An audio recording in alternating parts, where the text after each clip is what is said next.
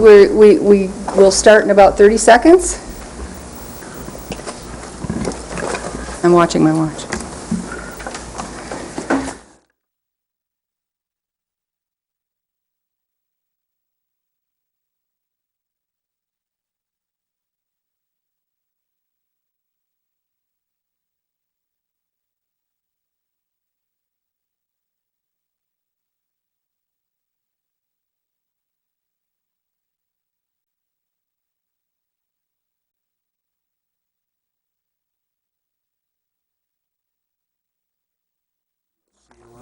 Are we ready? Okay. I will call the meeting to order. Marilyn is not here. Kim, are you acting? I am. All right. Would you call the roll, please? Bob Karstens. Here. Russell Clark. Here. Peter Doran. Here. Bill Dwyer. Here. John Galbraith. Scott Joseph. Here. Al Larson. Here. Kevin McElliott. Yes. Here. Dave Taylor. Here. Chris Maxbauer. Here. First order of business is public comment.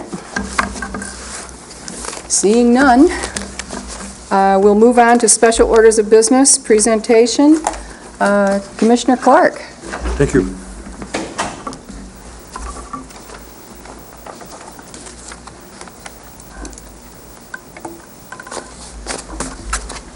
I want to take this opportunity to walk the Parks and Recreation Commission through the recommended guidebook for the Memorial Tree Project. For the Memorial Tree Project, and I have met a couple times with staff, both facilities management staff, Danny and Paul, and with Jason and Christine, in trying to formulate how this might come together. This is basically an initial draft of that approach. We have donated our services to move this forward. Primary purpose here, that we have an introduction. I've added to the document from what you have in your particular handout, I've added the mission statement, which I think makes sense to include that within this document. The intent of this document would be something that could be handed out and or retrieved on the county website if someone was interested in having a memorial tree in celebration of a new life or in memory of a former individual. And we needed to have some type of process as to how this would work and the benefits of doing so. So we've identified some benefits. I'm not going to read these to you. You folks have a hard copy. The number of reasons for planting a tree from the standpoint of creating shade, offering us some relief from stormwater runoff, some sequestering of carbon, etc. Those lists are pretty extensive. We've identified the sources for this information. And then we provided a list of trees. The primary purpose of selecting the trees that we've made the recommendations for is the majority of these trees are native to northern Michigan. There are a couple of exceptions. The American beech is native. The Accolade elm is not a native tree, but it is a tree to help replace the loss of the American elm. It is resistant to the Dutch elm disease and therefore can be considered as a replacement in our landscape. The basswood is a native tree to northern Michigan. We've identified the characteristics of these trees for individuals to select from, how big they might grow, as well as some of the unique features of the trees. We've added the white birch, the yellow birch, which could be planted in areas that are a little higher moisture content in the soil, and eastern hemlock, which would offer an evergreen within the shaded areas of our parkland area at the Civic Center. And we've also gone on with a hop hornbeam. Hornbeam is an understory tree that will grow within the shade of other existing trees. The red maple, another variety that would like to have moisture, which could be planted near detention basins, etc. The silver maple, which is a little faster growing maple, offering some opportunity for quicker growth. And we have the sugar maple, as well as another smaller tree, a serviceberry, again native to the area. We have the tulip poplar tree, which is native to northern Michigan, the white pine, the state tree, and witch hazel, which is really a shrub that does flower in March. It's native to northern Michigan and will offer some eye-level type of landscape opportunities within our Civic Center area. We have identified, sorry, past one, no, here we are. I have identified the cost per tree, the size of the tree, and which areas of the Civic Center property they could be planted by planting zones. We broke the property down into sun, shade, and total shade, ABC. And we focused, with the recommendation of facilities management, placing any memorial trees in the vicinity of the walking trail versus within the areas of the recreation activity portions of the property. The prices provided here are based on retail installed prices for that size plant. It is the intent that these trees will be purchased wholesale by the county staff and planted by staff, and the difference between wholesale and retail values will be used to help maintain the trees. So they'll select a tree based on location, where it's allowed, or by planting zone A, B, or C. And I believe within your packet, you also have this map. It may not be in color, but we tried to identify in the lighter orange colors, zone A's to have a little more sun. The bluish colored areas are a sun-shade combination, and the purple zone colored areas are basically almost full shade locations within the property. The process would be basically, the plantings will be done once a year in the fall, the prime time to plant hardwoods. A certificate will be provided to the individual who makes an application to have a tree planted. The trees will be tagged and numbered, so that the number on the tree on the physical location on property, and it'll be referenced to a map that'll be located within the Civic Center, identifying the tree number, location, and who it is in memory of. It reduces the number of little signs and plaques that would be placed all over the Civic Center that could be subject to vandalism. The actual process, again, goes further. They select the tree from the list. They complete the form. And then they submit the form with the fee, and this will be done to the facilities management, that they'll be the group in charge of placing the actual order, the proper time of the year, and they'll be in charge of planting the trees at the appropriate time. That's our recommendation on the overall process. I would recommend that one step further than this, based on what input I received from you folks and others, that perhaps a trifold brochure that summarizes this process, how to obtain the information, also be prepared, that could be more easily distributed than the guidebook itself.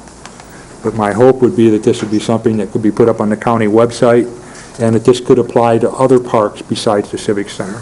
We could use the similar trees, the same trees that are recommended here, but they could be planted at any of the county facilities if someone would like to choose a different location. I did not create maps of where all these could be on other properties, but facilities management could help guide someone through the proper locations based on their knowledge with the trees and the actual use of those properties.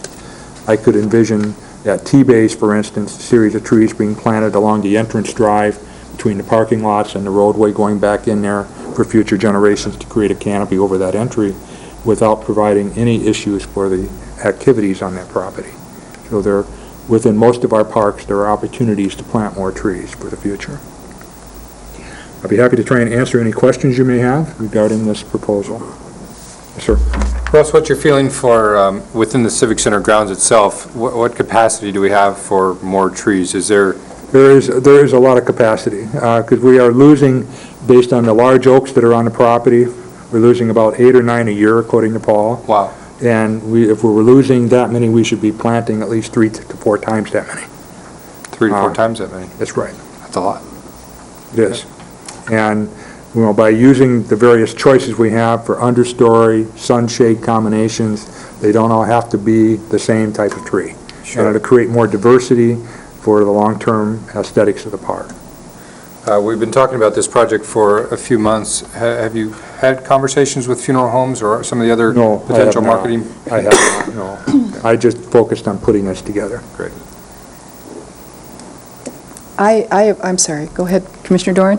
Well, I know we all just really want to thank you and your company. I mean, this brochure itself here, this document here is a product that would have cost in the thousands of dollars to pay for, and so you not only did a service with the trees, but you saved the county taxpayers a substantial amount of money. So thanks, Russ. You're welcome.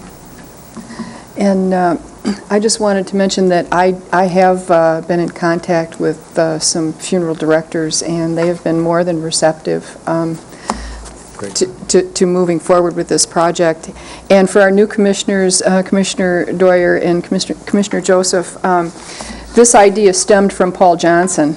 He's a facilities groundskeeper, and he does a great deal of our turf care throughout the county. And we were in a meeting with staff asking for their input on strategic planning, and Paul said, you know, we're losing trees and we're not replacing them at the rate we need to replace them. And Russ, this is just wonderful. I know you've put an incredible amount of time in this, and this program, I really do believe, is going to make a really positive impact on the parks in Grand Traverse County. I believe the same thing in the aspect that we're planning for future generations as we move forward with this type of step, and other things can be done along the same fashion. This model can be used for all the properties. So I guess what I would ask for at this time, could I get a motion to adopt this Civic Center Park Memorial Tree Project? I'd make that motion. I support it. Discussion. All those in favor, aye? Aye. Opposed, same. Motion carries. Thank you. Thank you, Russ, and I know you have a commitment, and so we will excuse you at this time, but thank you so much. You're welcome. Next on the agenda, performance measures. Mr. Larson. All right, I did pass out copies. They're virtually identical to the ones in your package, so you can follow along in either package, and you'll be able to stay up. And if Commissioner Maxbauer, if this is too much detail, you can just cut me off, and I'll cut to the chase. But sometimes it gets a little convoluted. What I've done at the top of this sheet is to put the reference, for reference from our strategic planning meeting in June, what the goals and objectives that we as a board listed out.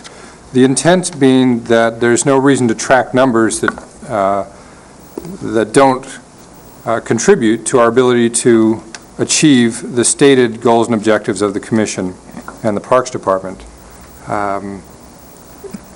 It takes a lot of time and energy to gather up data and numbers, and it's not my intent to recommend that we waste people's time. So I've given those little number codes there, goal number 1, objective B, so that if there's questions about what my intent is down in the actual metrics proposal, it refers back to something that we've stated as important.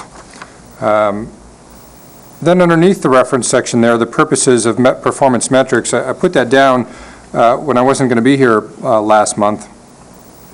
And so to me it's important to continue to focus on what we're doing with these numbers. And part of it is just to assist in making sure we're going in the right direction, managing programs, facilities, and operations.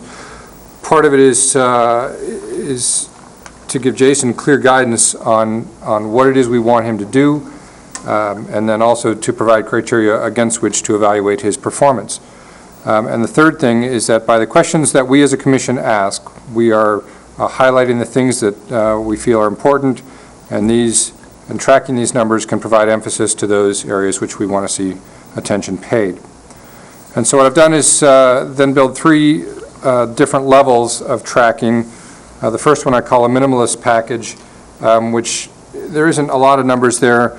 The first one is total lifeguard payroll expenditure per month. We have that in our budget data, but it's really presented in aggregate. This is what the year is to date. And so what I'm looking for more is, okay, for the month of September, or for the past 30 days, or whatever the appropriate month that we use, this is what we spent, and to see trends on that going in the right direction. It directly addresses one of the objectives listed above, and also a Luther report recommendation, and we can compare where we are in the budget and ensure that that Jason's commitment to cost controls heading in the right direction. The next one, total memberships, we're already doing that. So that's not a big change there. And the third one, pick a term, whatever you like, but I call it program cost recovery. Just a way to make sure that whenever we run a program, that we are bringing in more than what we spend. Well, I shouldn't say it that. When we can compare what we spend to what we're bringing in. We are a government agency, and so not all programs are going to be profit generators, but what it allows us to do is to take a look at those numbers and decide whether those are the best use of the taxpayers' funds if programs are not self-sufficient, and get a good feel for our own efficiency with regard to which programs that we're operating. Within baseball, I just listed total number of participants during the season. We're already doing this. Program cost recovery, in a lot of ways, we're doing this. Jason's provided us the numbers for what it cost to run the season this year and what the revenues were. And so we actually have data on that one already. And that's the minimalist package. If we want to track more numbers, I've put together a moderates package, which includes everything in the minimalist package, plus some other things. And the pool really has the most data that can be mined. So I've added attendance figures, which really have to be tracked. You can build them, you can track them hourly, and then add up the hourlies to get the dailies, and then the weeklies and the monthlies. And one of our objectives was to increase community participation, and so it will ascertain whether we're doing that effectively or not. In my opinion, not a big load, even though it's going to end up being a lot of data. The lifeguards out there watching every single head that's in the pool, and so at the end of each hour, a simple tally on how many people are in the pool will accomplish this.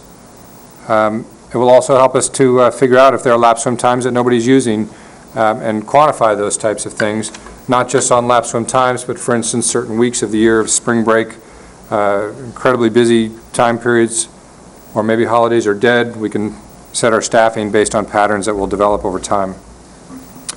Another one I'd like to consider adding is average lifeguard to swimmer ratio. It could be for each program or it could be per day. And there's a perceived problem at the pool that we have too many lifeguards hanging out during the day on the clock for given periods of time. And this would be a way to quantify whether that's true or not and whether the trends are appropriate to try to make our staffing as efficient as possible. And so I show how to calculate that. And then total revenues versus total variable costs. While we're not a business, we can be run in ways similar to a business, and as long as we're covering our variable cost with each program, or as we compare our revenue to our variable cost for each program, that will give us a feel for whether the pool has the ability to pay its own way and how much taxpayer subsidy we're looking to keep that pool going. Baseball, I thought about that. I can't add a lot to that. We can look at cost per player to run the program as well, recognizing that the more players we get, it becomes more and more efficient, typically, to run the program and make sure that we're being efficient in how we spend money for equipment and labor and that type of thing. I've added in the moderates package the Howe Arena, and in talking with Jason about how the ice arena works, it seemed to me that we could simply track the number of rental days that are out there. Not for the ice. The ice is really a separate thing. We send that out and just we get a flat fee from the hockey folks on that. But when we're not talking about ice, when we're renting the facility out for shows and expos, that's a revenue generator for us and can show us if we're using that facility efficiently. Same thing with Twin Lakes. Number of days that the facilities are rented. There are multiple facilities out there, so those numbers could also be broken down into which facility we're talking about out there. And finally, if we really want to get get lots and lots and lots of numbers going, and we can add all that to the stuff listed there on the third page, what I call the statistician's package. And just a couple of small differentiations. I won't read the entire page. The first one there is total lifeguard payroll expenditure per month per user. The idea being that if attendance at the pool goes up and up and up and up, then you can't just keep, a same skeleton staff of lifeguards there to monitor it. So lifeguard payroll would be going up, but that would be in response to added attendance, and it would account for changes in attendance figures. The number of participants, I had that daily, weekly. We could break that down into programs as well. Wouldn't be a big stretch to do that. Revenue per lane hour is another commonly used metric for swimming pools. We could also look at the capacity that we're using, that we're filling our swim lessons. A higher percentage of the higher capacity on the swim lessons will certainly be a more efficient program. And then, while it's not necessarily a performance metric for finances, we can also look at the number of incidents per month, and I'm not familiar with how many times during a week or a month or a year things happen at the pool where people get hurt. But it's another way to look and make sure that we're not cutting the lifeguard staff down so low that the number of incidents are starting to go up, because safety is certainly a top priority as well. It's not just about the money, and this might be a way to keep an eye on making sure we're not cutting too much on staff. Number of complaints also goes right back to an objective, which is to implement a continuous customer feedback system. Baseball, I've added percentage of kids on scholarship. The intent being there that the lower the percentage of the kids that are playing baseball in our program for free, that's perhaps an indicator that more people are satisfied, and more the people that have the ability to pay are telling their friends, this is a good program, come join the program, and are not leaving to play in a different program like Little League. That's really the highlights. I did not do any kind of assessment on the time that would be required of staff to compile all this data, and as mentioned before, it's not my intent to overwhelm or burden you with far too much. However, I do think there can be a happy ground on providing enough data so that we have a good feel for the direction that the pool can go and that we're running an efficient operation. And so my recommendation is to initially begin with the moderates package and then see if that meets our needs and keeps us going in the right direction. It's probably not appropriate, though, for me to make a motion to do that since I put the package together. Commissioner Karstens. I don't, do I ask Jason who I ask, but are there any laws that have a minimum requirement that require a minimum number of lifeguards to be present for a certain number of pool users? It's 1 to 75 is the state law. It's commonly accepted practice, though, however, in most pools to be at a 1 to 25 ratio. I see. Commissioner Dwyer. Do you have, at this time, do you have counts of participants in the pool on a daily basis? Yes, we do. Is it hourly? Hourly. Okay, so that's not going to be an addition to your workload to have that information available? No. Okay. If you just, why is the reason that the common practice has more 1 per 25? When you get kids in a small area, and there's 75 of them, all doing different things, and, jumping off the side, and playing on mats, and swimming underwater, 75 is a lot for one lifeguard to watch. I would agree. I was a lifeguard once, Yeah, and I was so- at WSI. But I didn't know if there was a law that, and it You're right, the seems state to- law is 1 to 75. Yeah, but that seems like, does that then, as long as you meet that criterion, does that exempt you from liability? As long as you follow that minimum standard? It protects us under the state statute. Somebody could argue differently that, there was a large group of 10-year-olds in the pool, and, you know, people sue for anything anymore, so I'm not saying that doing the 1 to 75 would 100% protect us. In the 1 to 75, according to the state doesn't take into consideration the activity in the pool. If you have 75 participants that are swimming lap swim, for instance, versus 75 children in the pool at free time, the challenge with monitoring and guarding that activity is much greater than, say, the 75 lap swimmers. Yeah, it would be monumental. And the standard of care typically throughout the state is 1 to 25. And that's something, if that decreases our liability to such a degree, that's something we have to get an opinion on from our Risk Management Association. Commissioner Doran? This is really terrific. Thanks for putting this together. I was expecting, though, that we would, rather than just adopt the moderate or the statistician's package, that we would customize a package for each particular activity. For example, baseball, it's a one-time report a year, I think. It's at the end of the season. But the pool, it's every month. And so I've got some things, frankly, I'd like to add to the baseball, and Jason's already done it, some of that reporting in his baseball season report.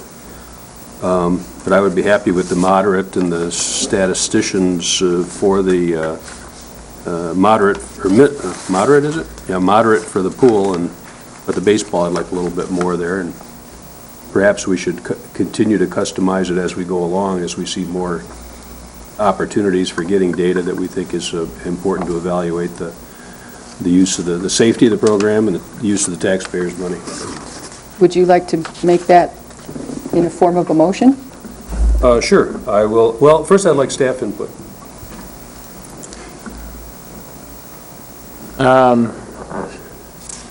This is going to take additional time. One of the things that Commissioner McEllier asked me to put on the agenda is prioritized work plan. So this is something that's going to take additional time versus some of the other projects that I've got going on, some of the other projects that Kim has going on. Some of the stuff we can easily maneuver into statistics that we keep, although they're somewhat limited, just reformatting them. This is, depending on what you guys are looking for, it is going to take time. The statistician's package for the pool is going to eat up a lot of, and I'll let Kim speak for herself, but it's going to eat up a lot of her time. Baseball, Howe Arena, and Twin Lakes. Twin Lakes is something that would typically be done monthly. The Howe Arena, that's something you would have at the end of the season, and baseball is something you'd have at the end of the season. It's reasonable. Is there anything in the moderates package for the pool that would cause you some heartburn?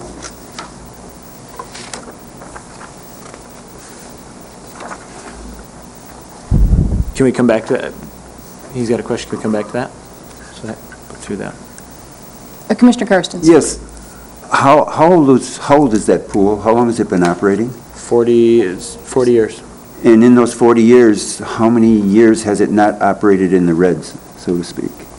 None that I know of. And so, just given the fact that I've been asked to read Carver, and given the fact that I'm witnessing an awful lot of micromanaging, why am I reading Carver if this is the way we're going to go? Just something that's kind of been running around in my head since I spent all the time reading the book and thinking about it. Well, I'll take a shot at it. Carver does say that performance is evaluated. You do measure performance, and this is just a way to measure performance.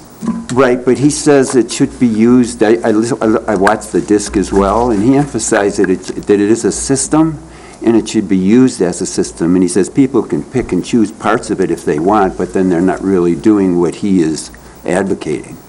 And that our focus should be on ends and not micromanaging. And the detail that's involved here is kind of micromanaging, and from my perspective, in some degree. And so it makes me a little bit confused about what we're doing, that's all, and where we're going. We do have a master plan that needs to be written. Commissioner Larson, and then Commissioner McCallier. My comments on that, Bob, is that, to me, Carver's message about micromanaging was that our role as a board is not to manage the Park and Rec Department. That's Jason's job. But we are ultimately responsible for the direction that it goes and our achievement of those ends. We set the ends both for what the ends product is as well as the financial part of that, and it's our job to monitor all that. So to me, this is monitoring data at a higher level than what we've been receiving to ensure that we are achieving ends and that we are being responsible with the taxpayers' money. So I don't see that we're telling him what to do. I see what we're asking him to show what is happening. One of the things he advocates for is that all of the ends be in a place where we can visit them, and Sharon, we can all be on the same page. And no one has shared the end for which you have done all this work, which is highly commendable, and it's admirable, and you've really done some neat stuff. But I don't see that in front of us to guide us in terms of if we vote yes or no, where are these ends that have, and where they've been derived from, that we are going to vote for or against something in terms of it being congruent with that. And so if you're going to, one of our goals would be to provide opportunities for all of our citizens to learn how to swim. And so what is the cost for that person, what is the cost where it's a cutoff point where you're going to deprive an appreciable number of our citizens of the privilege or opportunity to use the pool? And so obviously, it's run at a red for a lot of years, and I presume the only reason is because the main focus was affording people an opportunity to swim and to learn how to swim. And so, anyway, so these are some of the thoughts that have kind of been going through my mind as I've come on the board. And so, anyway. Commissioner McCallier, I called on you. Thank you, Madam Chair. Commissioner Carstens, thank you for that ends policy you just suggested relative to swimming. We're moving along in that direction. Getting back on this, I'm also thankful for Commissioner Larson's effort here. And as Commissioner Doran has suggested, I'm in support of the minimalist package as well as the suggestion for a hybrid. And I like how Arena and Twin Lakes was included in the moderates package. And I also support Commissioner Larson's initial suggestion is to keep the statistics, the burden of statistics, to a minimum at the beginning. So I'm hearing that we're all kind of weighing in and developing a hybrid at this point. We were going to come back to Pete's question. Yes? For the moderate package, the total hourly attendance, like I said, the lifeguards already take that at the top of every hour, so it would just be, putting that into a spreadsheet to give to you guys. The average lifeguard to swimmer ratio, sometimes in a half hour we might have more, and so that's the one that might take the most time, and it might be kind of difficult to figure out. I mean, I have the staff scheduled out. Most times there's one lifeguard on the pool deck, but, if, like I said, if there's a half hour or 45-minute time period in there where a big group comes in or a birthday party comes in, it fluctuates. So tracking that would probably, out of the moderate package, would be the most time-consuming. But you would know how many lifeguards you have on a day and how many swimmers are on a day. Yeah, and I can provide you with our fall schedule right now, and that would show you all of that as well. That's all that's talking about is how many lifeguards and how many swimmers over the course of a day? Yes, it could be done per hour, it could be done, added up over the, at the end of the day. There's a lot of different ways to slice that. Yes, people come in and go, people come in, people go, and you take snapshots at, a certain interval. And so you've got 3 people on staff, on the hour, there's a hack, there's 20 people in the pool, and there's But 20 to 3. Kim, did I hear you say you already do that? You take hourly counts? Yeah, Yeah. absolutely, yeah. So it really, in a nutshell, is just putting it into a spreadsheet. Right, and that's what I said, yeah. Yeah. Yeah, so I wouldn't be looking at changes. Every time the number of swimmers changes, we don't change the ratio, we just come up with trends, basic snapshot trends. Commissioner Well, Doran? this is our big problem, isn't it? I mean, staffing, it's coordinating the staffing. This is why we're in such a, It's where the deep expense hole is. with the expenses. It is where a lot of the expense lies. It's where yes. 80% of the expense is.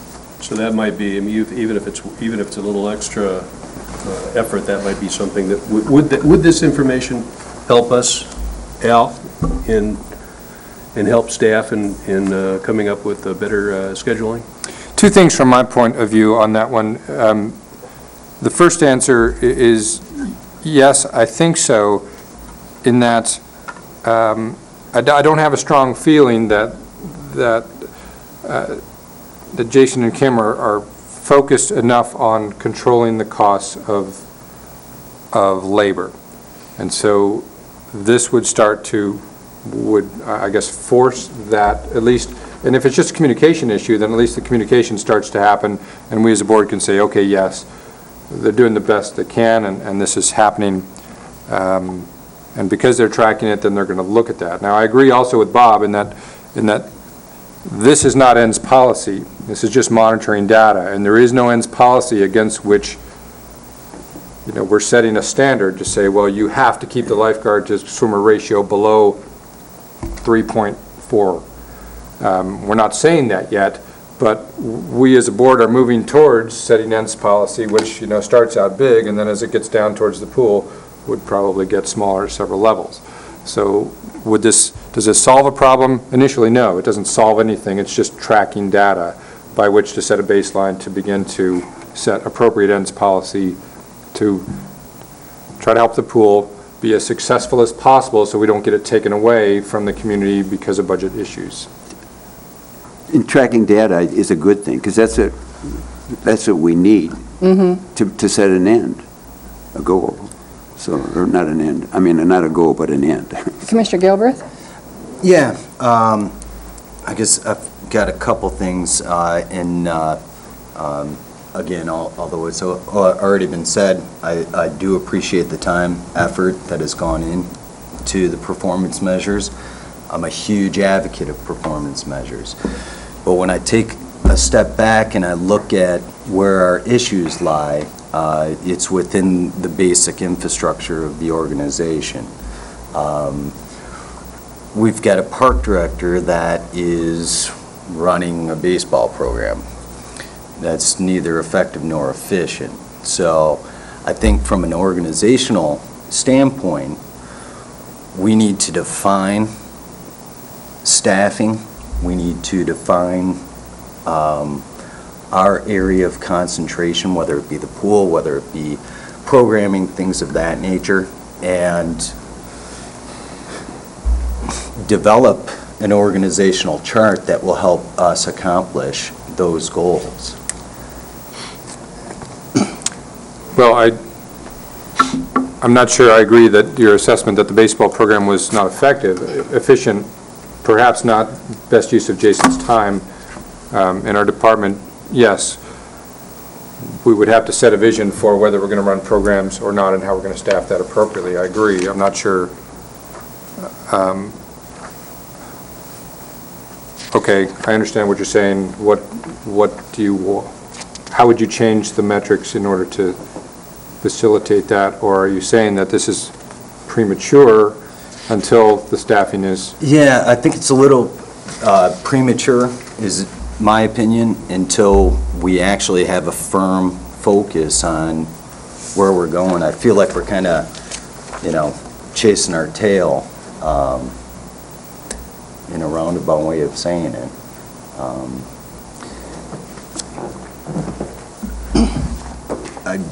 I can see what the performance metrics are, and I think they're great, but I think we've got a lot more work to do prior to that. I agree. Prior, I'm not sure we have the time, in my opinion. Commissioner Dwyer. I also have some recommendations for performance metrics, so I'm not exactly sure what our process here is. Do we send that back? I mean, have you worked on this by yourself? Is that how this has gone? He did. Yes, just not because I'm in charge of this program or area. You have an interest in it? I have an interest, so I'm throwing out suggestions to the board. I certainly don't have the ownership, and I have thick enough skin that, Okay. Get out the red pen, hack and slash and all that stuff. Let's get what we want. Well, we could do it that way, or we could, and I really don't care, or we could form a subcommittee of the commission and work on some metrics that has maybe a little larger population of buy-in. And I don't have a lot, and I think you have a really good skeleton here. I'd like to see a little bit more quality measurement, rather than just number of complaints, kind of a negative measure for how a program's doing. I'd like to see something along the lines of what Jason did with the baseball, with the big, that was a very elaborate survey, and we could probably come up with some sort of a percentage target of satisfaction with each and every one of our programs, and include that in the metrics too. I think that's real important. But anyhow, that's just an example. I don't know what you want to do. I don't know if you want to sit here and take red pencil comments now. Let me give you a little background, because you were not on the board two meetings ago. We did have a discussion on performance measures, and Commissioner Larson very graciously agreed with the board's support to come up with the first draft of performance measures, which I have to tell you, I think they're excellent. And I'm a big supporter of performance measures. I think that our job is to monitor, to see what's going on. Not to say how, but to see what is occurring. And perhaps, change our policy or whatever accordingly. But we do need data at some point. Commissioner Dwyer, I have absolutely no problem at all if the board would like to form a subcommittee. And if you're willing to sit on it, I'm certainly willing to form it, and I would be happy to entertain a motion to form a subcommittee. I'll make a motion to form a subcommittee with Commissioners Larson, Dwyer, and the other new guy, Commissioner Joseph. Congratulations. Your name isn't on that list. To look at these and come back to the full board with what performance measures for what programs that they're recommending. And who would be calling the meetings? Commissioner Larson. Is there support for that motion? I'll support that motion. All right. Very good. Discussion. All those in favor, aye. I'm sorry, Jason, before I... My comment isn't in regards to the motion. I just have a general comment about the metrics. So go ahead, you can go ahead. Okay, all those in favor, aye? Aye. Aye, opposed, same. Motion carries. Thank you, gentlemen.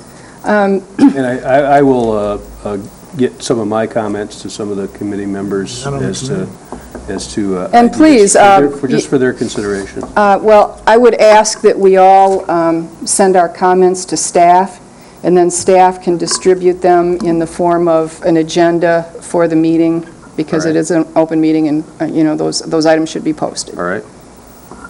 All right, Jason? I just have one comment related to the average lifeguard to swimmer ratio that we were discussing a moment ago. It falls under 1B, which is to keep swimming pool staff costs under control. If Kim goes through the tracking process of this, I think it's beneficial to track the ratio of guards to swimmer and have that differentiated between full-time staff and part-time staff. One of the things that I brought up in the commission, or in our budget hearing, as well as with the Board of Commissioners, is our average hourly cost, including our full-time lifeguards, is $17.03 an hour. Our average cost without the full-time lifeguards is $10.32 an hour. So if we're talking if we're going back to item 1B, keep swimming pool staff costs under control, I think that's something that has to be looked at differently.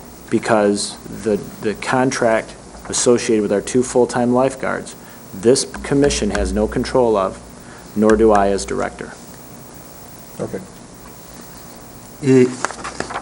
Commissioner Galbraith? I'm sorry, yes, thank you. And that was one thing, I know we had talked about doing the RFQ, things of that nature, and one of the things I was thinking about is, can we renegotiate with the union lifeguards? That's a question better suited for the Human Resources Department as well as the County Board of Commissioners. And I'd be happy to ask them and respond back next month. Okay.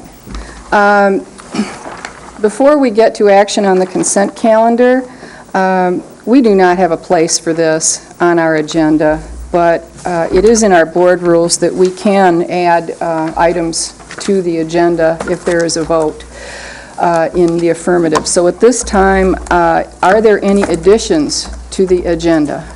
Madam Chair, I propose we consider adding election, very old business, election of a secretary. All right, we will put that as number 8, old business, if that is a motion, and I have support, and I have a positive vote. Could we get that as number 1 and get it out of the way? If it matters, If that's your motion, Support. please. all those in favor, aye? Aye. We have number 1, secretary, under old business.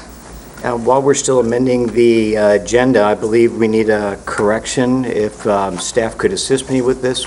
We received a communication relative to the baseball program that's not noted under our receive and file.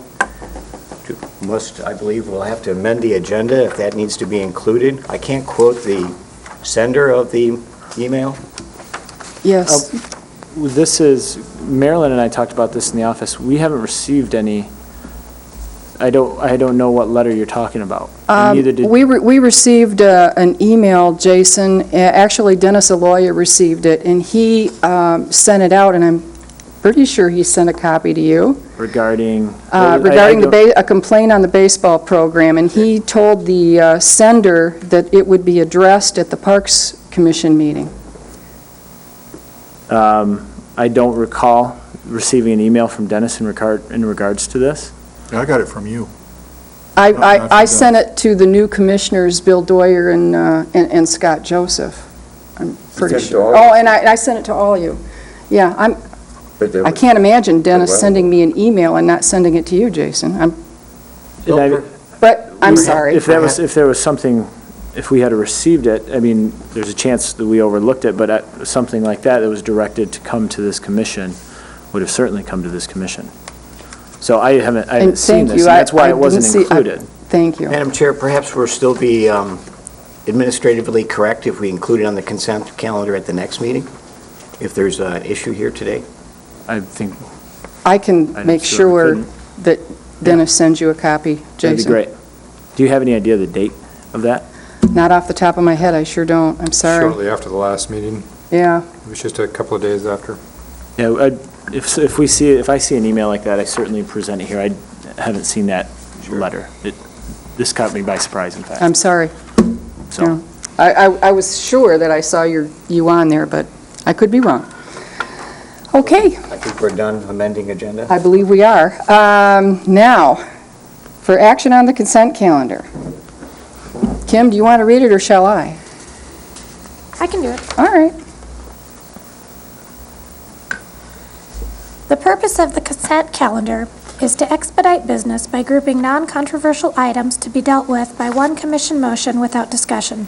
Any member of the commission, staff, or the public may ask that any item on the consent calendar be removed therefrom and placed elsewhere on the agenda for full discussion. Such request will automatically be respected. If any item is not removed from the consent calendar, the action noted, receive, file, or approval, is approved by a single commission action adopting the consent calendar. Under Receive and File, Lutra Report, Pool Membership Report, Scholarship Committee Report, Rules Committee Report, Budget Report as of September 15th, 2010. Communication from Wayne Clatter and Acme Township. Referrals, there are none. Approvals, Parks Board regular minutes of August 19th, 2010. Budget hearing minutes of July 21st, 2010. All right. Would any member of the public like anything removed from the consent calendar? Would any member of the commission like anything removed from the consent calendar? Yes, Madam Chair, may I suggest pulling the minutes of August 19th and July 21st for review? I'm sorry, the meetings for August and July, did you say? August 19th and July 21st. All right, we minutes. will put those as number 1 and 2 under items removed from consent calendar. Thank you. I would entertain a motion to accept the consent calendar as amended. So moved. Is there support? Support. All those in favor, aye. Aye. Opposed, same. Motion carries. Number 1, under items removed from consent calendar, Parks Board regular minutes, August 19th. Commissioner McCallier. Minor clarification. Again, we received a second communication from Carl Defoe that was not noted in the minutes. Who seconded that? I'm sorry. Thank you. I'm sorry, Cap. Okay. Again, I repeat, we received a second communication there were 2 communications from Carl Defoe. Those were not specifically noted in the minutes, so a correction to the minutes, I believe, is warranted.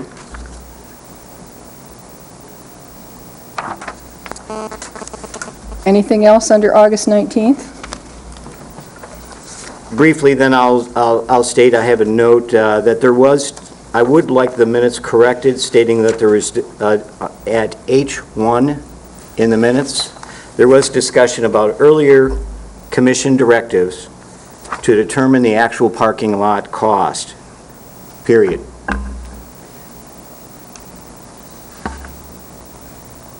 Can you repeat that for me? Yes. Sorry. Under H1, please correct the minutes to include that there was discussion about earlier commission directives to determine actual parking lot costs.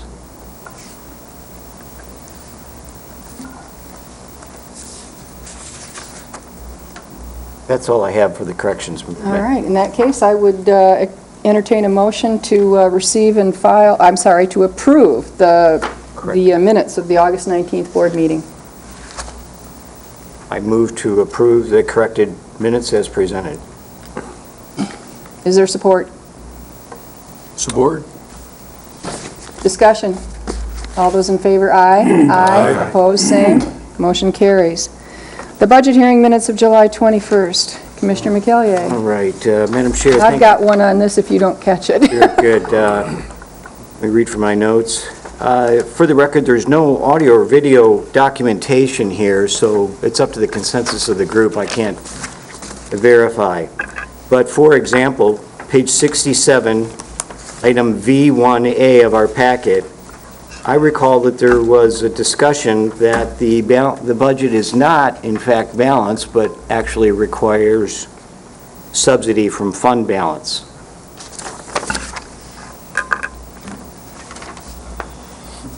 You are correct, it does.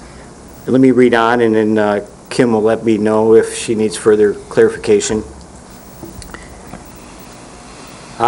Just mindly, let me briefly state, it was my consideration that there were budget cuts, was the consensus for number 3, and we did not actually approve a budget.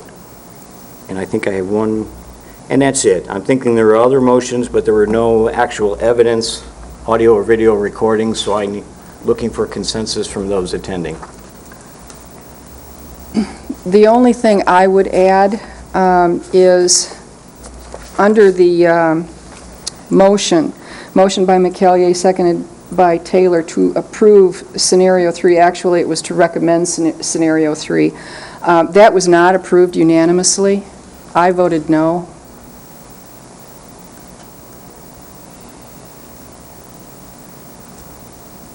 I agree.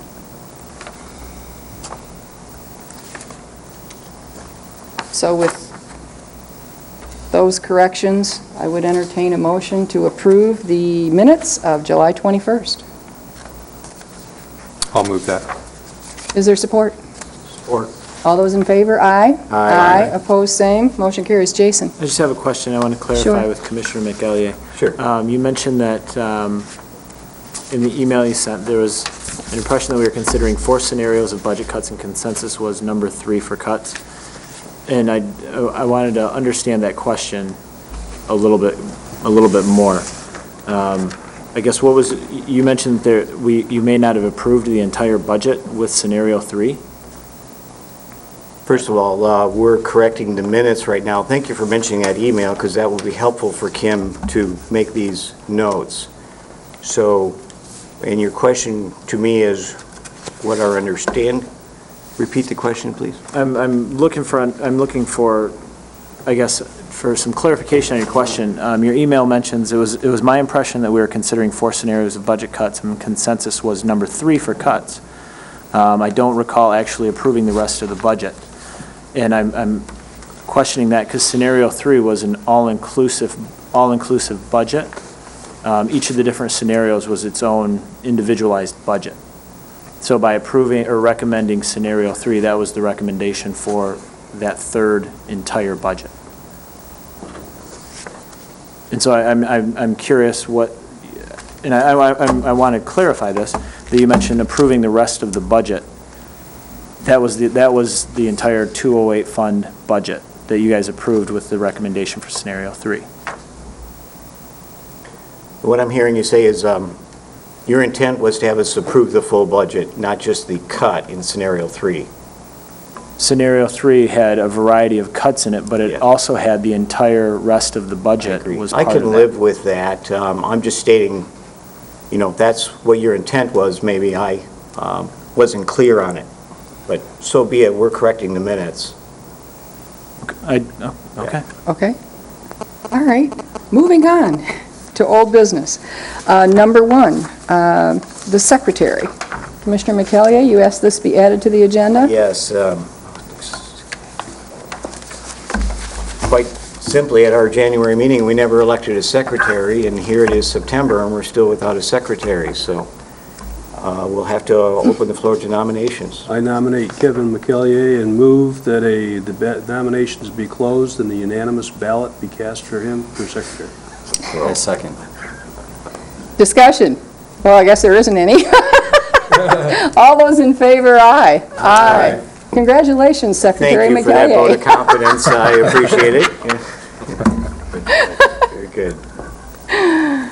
All right. We got our Ts crossed and Is dotted now. I remember once a mayor was, that motion was made, and a mayor cast the unanimous ballot, and it passed by 4-3. Did it? So the mayor was unanimously elected by a narrow margin. I see. I like that. I like that. Okay. Next on the agenda, board governance policy. That would be me. At the last meeting, I was asked to give an example of an ends policy. And I am by no means suggesting, I'm just trying to give an example. All right. First of all, I have spoken with Commissioner Larson, and he has graciously agreed to work with me on board governance. I'm going to describe what I believe is an ends policy. And ends refers to the effects an organization seeks to have on the world outside of itself. And the concept embraces, number 1, the impact, difference, change, or benefits to consumers. In other words, results. So ends policies have to have results in it. It also is a description of the consumer or recipients. So you have results, recipients, and you also have cost. The cost, which consists of the monetary expense, relative worth, the priority. You asked me for an example of an ends policy. So this is my attempt at an ends policy. Just an example. I'm not suggesting that this is an ends policy or be our ends policy. Grand Traverse County disabled persons shall achieve a level of independence. Okay, Grand Traverse County disabled persons, those are the consumers, those are the recipients, shall achieve a level of independence. That's the impact, the difference that we will have on disabled persons, commensurate with their circumstances in Grand Traverse County parks, worth 25% of all Grand Traverse County parks and recreation resources. In other words, 25% of staff time, 25% of our budget. It's just, that's the cost aspect of it. I'm just giving an example of what an ends policy is, and I look forward to working with Commissioner Larson on some governance policies. Any questions? All right. Yep. Carson's. The cost or relative priority, I'm confused about what Carver meant by that. Cost. Relative value that. Anyway, I don't have it in front of me, so. So I guess I shouldn't be asking you to remember it either. Well, I should remember it. Cost certainly is monetary. Staff costs money, time costs money. There is a monetary aspect to cost. Relative worth, are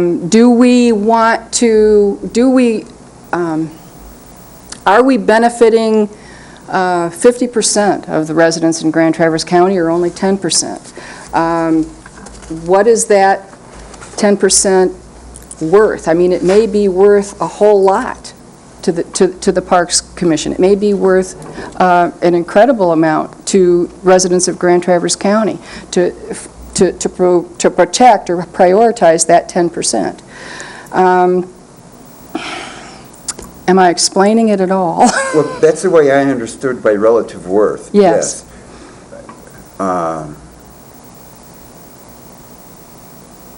But that's not the same as cost to me. And so... Well, that's just,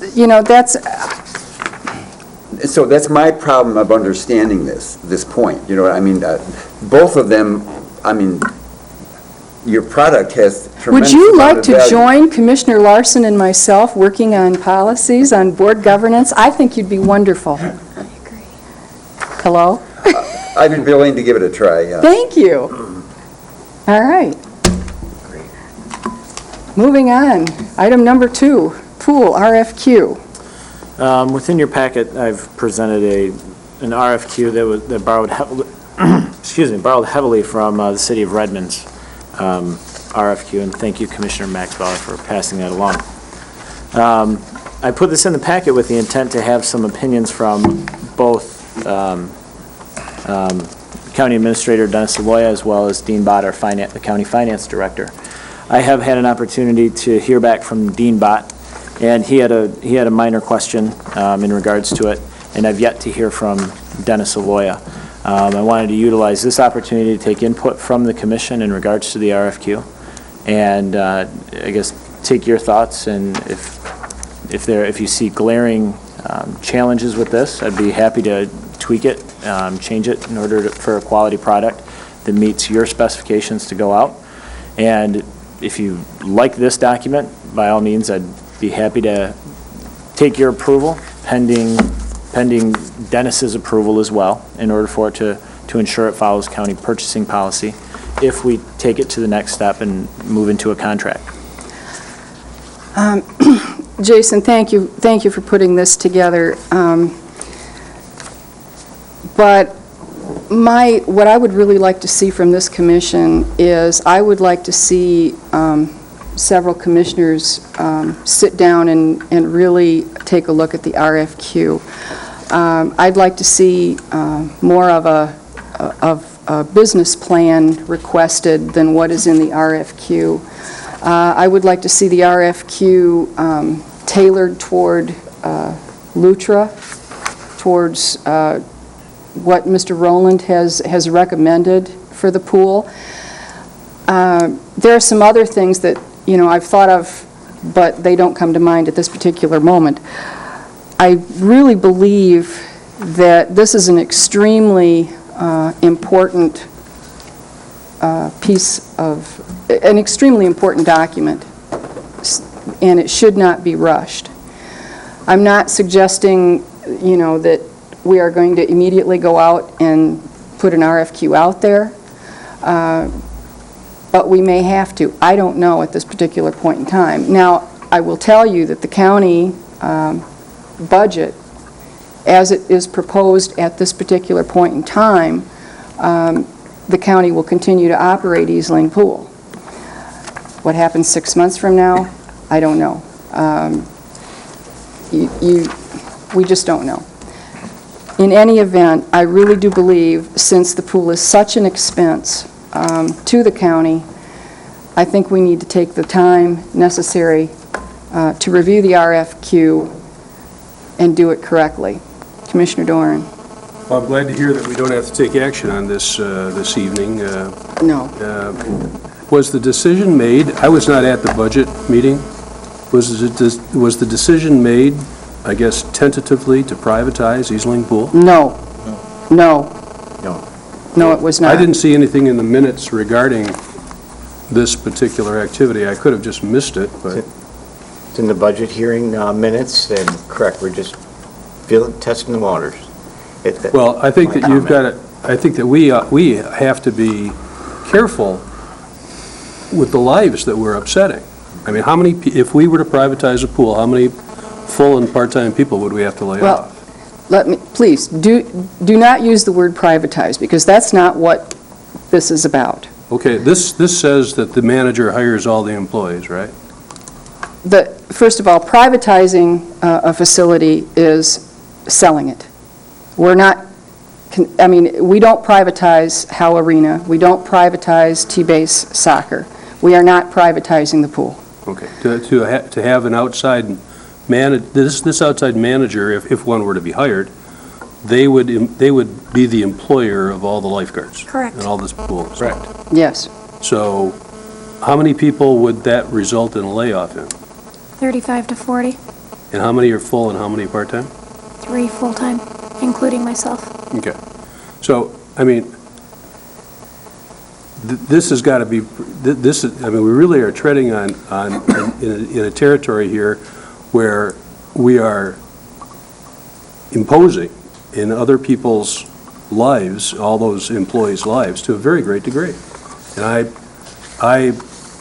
the one side of me says, I'm not even willing to look at this unless Dennis Aloya says, hey, we're closing the pool, unless you come up with some other way to do it. I mean, just to examine it, just to test the waters, just to see what's out there, has got to be tremendously upsetting to a lot of folks. We did not vote, Commissioner Doran, to put the RFQ out there. We voted to begin writing an RFQ, to begin looking at the process. Well, I'm not in favor of it. Commissioner Joseph? I tend to agree that the RFQ needs some more thought. After reading, I had questions about scope of work. It just doesn't seem to be incomplete. And my thought on RFQs is several governmental bodies have put out RFQs, and they haven't excluded their current staff from submitting a proposal on the RFQ. So this doesn't say that current staffing is excluded from submitting a proposal, which I think we would want to encourage if the RFQ ultimately does go out. And there are other questions I had in this RFQ. It doesn't sound like we need to address them now, but proposed fees, for example, I don't know if this assumes that our current budgeted $380,000 for the pool would be eliminated completely with this RFQ, or whoever would bid on RFQ has a goal of returning fees in addition to the $388,000 cost. So I had probably more questions about this RFQ as written than it made sense to me. Anyone else? Jason? I just wanted to bring this to, the reason I brought this to the commission is because in the budget meeting, the budget hearing on July 21st, there was a motion by McElliey, second by Taylor, to send out a request for qualifications for Eastlink Pool that was unanimously approved. So my drafting of this RFQ was direction from a motion at the meeting on the 21st. So I just wanted to make that clear. I must overlook that, sorry. Well, Commissioner Doran, I really do, I don't view this, I guess, as in the same way that you do. And perhaps it's because I'm coming at it from a county commissioner's viewpoint. The county board is taking $600,000 out of, they're planning, the final vote hasn't been done yet, but they're planning on taking $600,000 out of fund balance this year. They're planning on using $300,000 out of a tax fund for next year's budget. We are talking about laying off, a deputy, or not filling a deputy sheriff position. We're talking about laying off 6 custodial staff. We are talking about laying off, possibly 2 probation officers in district court. And I've heard Commissioner Wheelock in a meeting say, with other commissioners present, I will fund a corrections officer before I fund a lifeguard. I've heard Chairman Thomas say, we don't have to fund Parks and Rec. I'm not doing this I'm not doing it by myself, certainly not. I'm not supporting this RFQ to shut the county out of pool operations. I view this as a preventive measure because that facility is the only pool we have in Grand Traverse County. It's the only competitive pool. It's the only lap pool. And I don't want to lose it. I do not want the county board faced with a surprise next year like they were this year. We were faced with a $750,000 surprise. Guess what? Your revenues are falling short. I do not want the county board to say, well, you know what, we're going to have to shut the pool. We don't have a choice. I view this as a necessary move forward.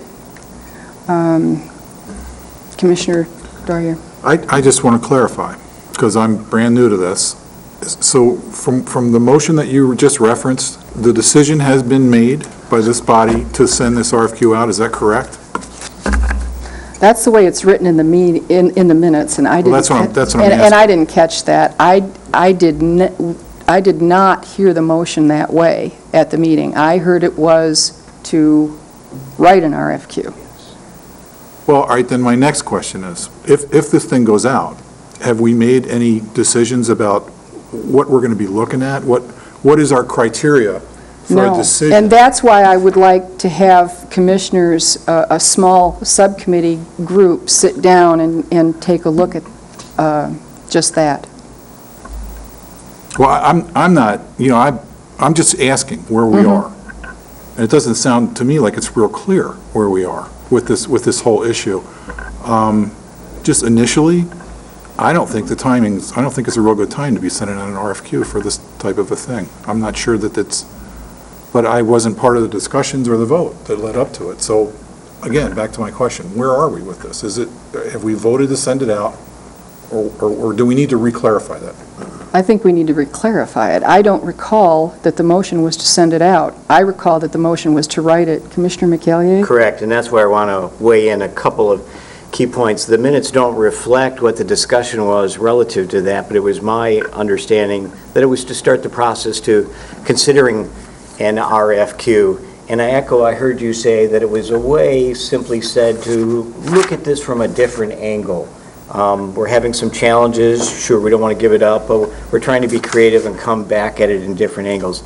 And let me also add for the new commissioners that weren't aware, we were informed that there was some $80,000 savings if we were able to creatively change the full-time lifeguard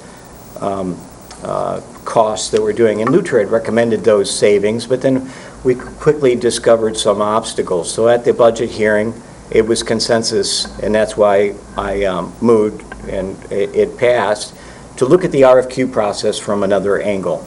And also in the Lutra report, my goal is to implement the Lutra report, to get those cost savings and follow that, and I trust that Kim's working in that direction, and hopefully there's a place for your continued effort in all this. My point before I lose it is Lutra recommends against privatization. It's not cost effective.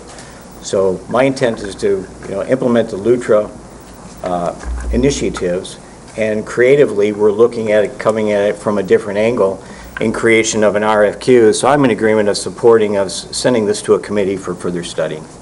Commissioner Doran.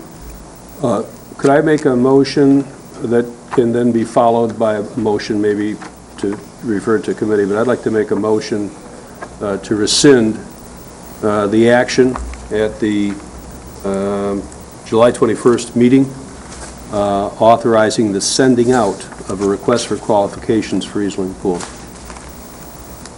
Is there support? If I can understand what the following motion may be, is that a little convoluted? Because Well, I think that does not reflect what you guys are saying happened at the meeting. I know those minutes are problematic. So let's get rid of that, and then you can make a motion to put it in the committee. If there's going to be a motion that says, consider drafting an RFQ, then I would be in support of rescinding that. I won't make that motion, Kevin, but somebody else can. I support your motion. I I'm do sorry. Okay. Is that premature Well, to support? and I hate to say this, well, can I have a minute to take a look at our board rules to make sure that we're doing this correctly? We could just clear the floor. Hang on, Or you could simply make the motion to rescind and see where it goes. just a second. If that passes, then anybody can make a motion to do something else regarding the RFQ, or...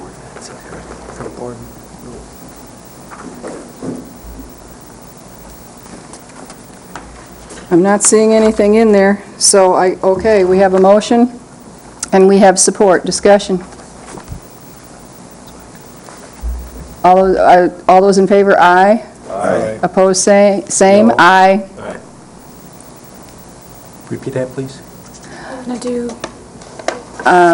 All those in favor of the motion to rescind the motion from July to write an RFQ, That was to That was sending to out. send it That was out. to send out. to send out the RFQ. That's all we're trying to clean up.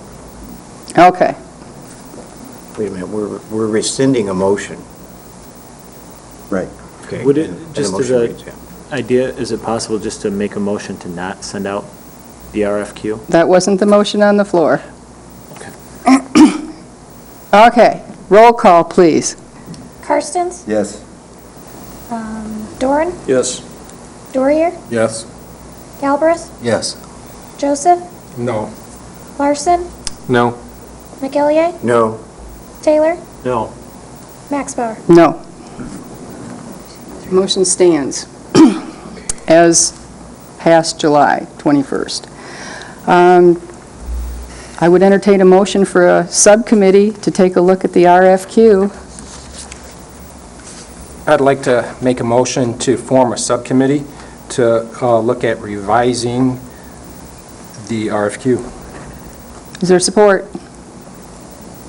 I support the motion. Commissioner Doran? Could I suggest, I think that calling it an RFQ is confusing.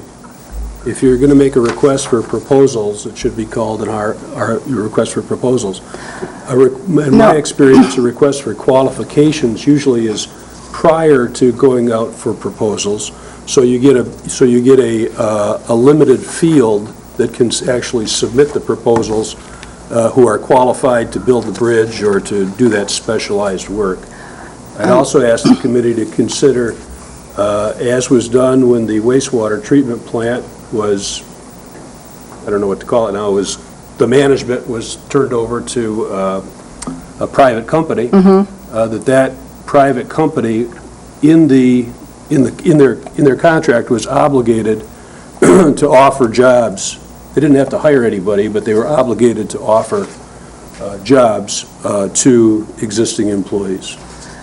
Commissioner So I Doran. ask that you consider that. Commissioner Doran, I did speak, after the July budget meeting, I did speak to Dennis Aloya, and Dennis recommended that we do an RFQ, request for qualifications, and he said generally what the process is you request these qualifications, and then you pick the company, individual, firm, whatever, that is best qualified, and you negotiate with that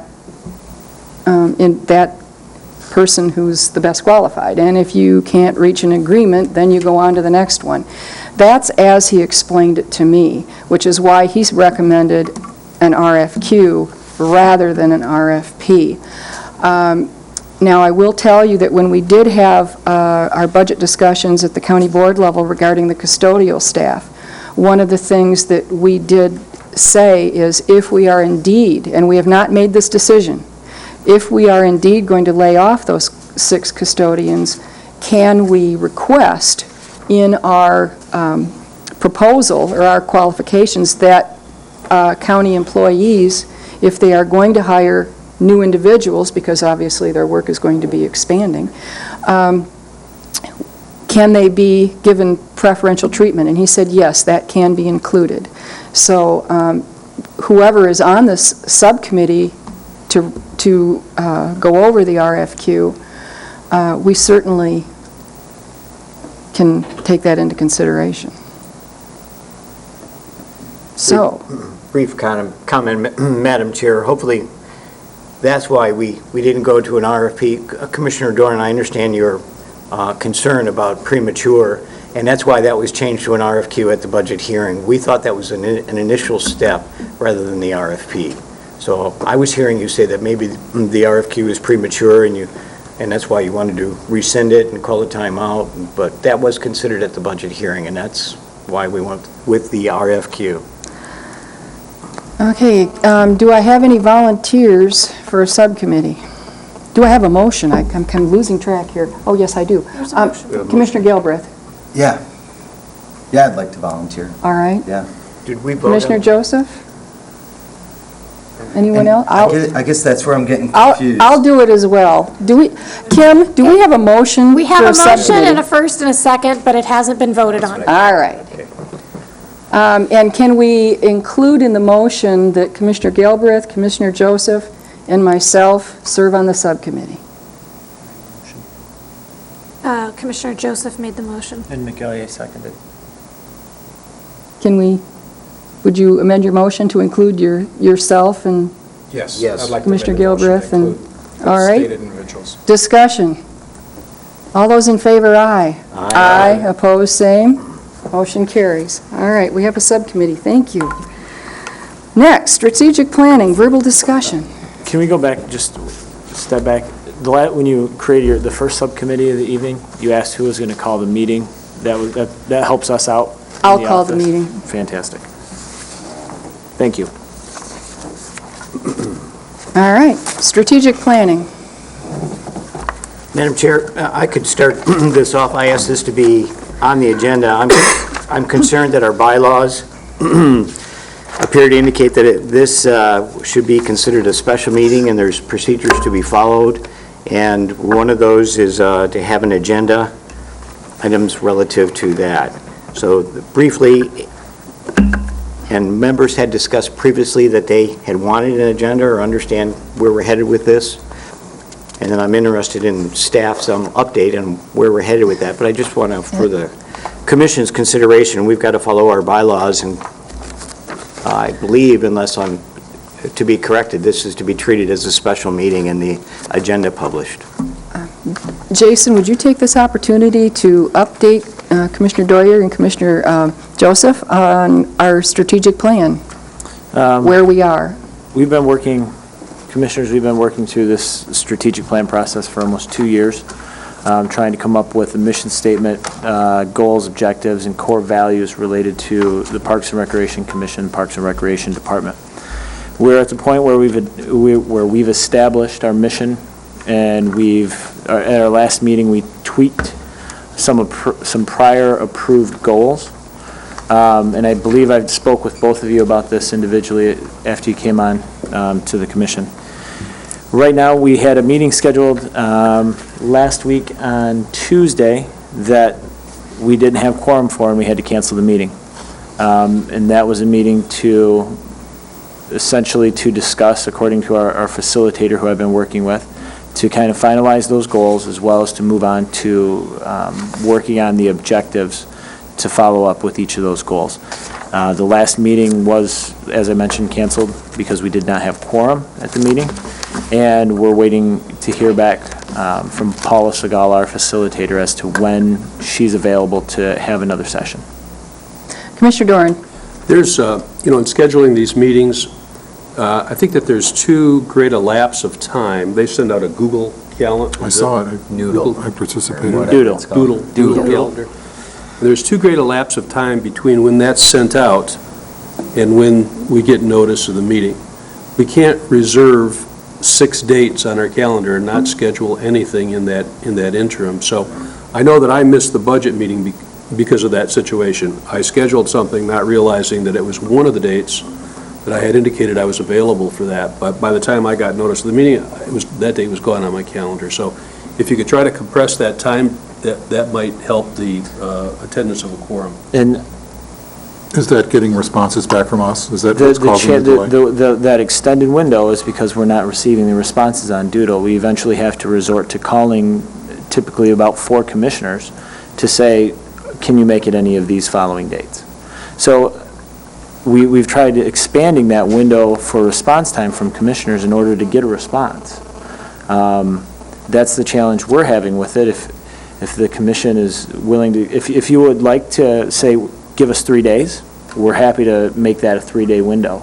I mean, that's something that we'd be more than happy to do, but it's going to take a timely response from the commission. Commissioner McEllier? Briefly, Director Jones, could you give us an update, or sketch agenda of what remaining tasks are and how much time you think this is going to take further? It's somewhat of a self-driven process from my perspective.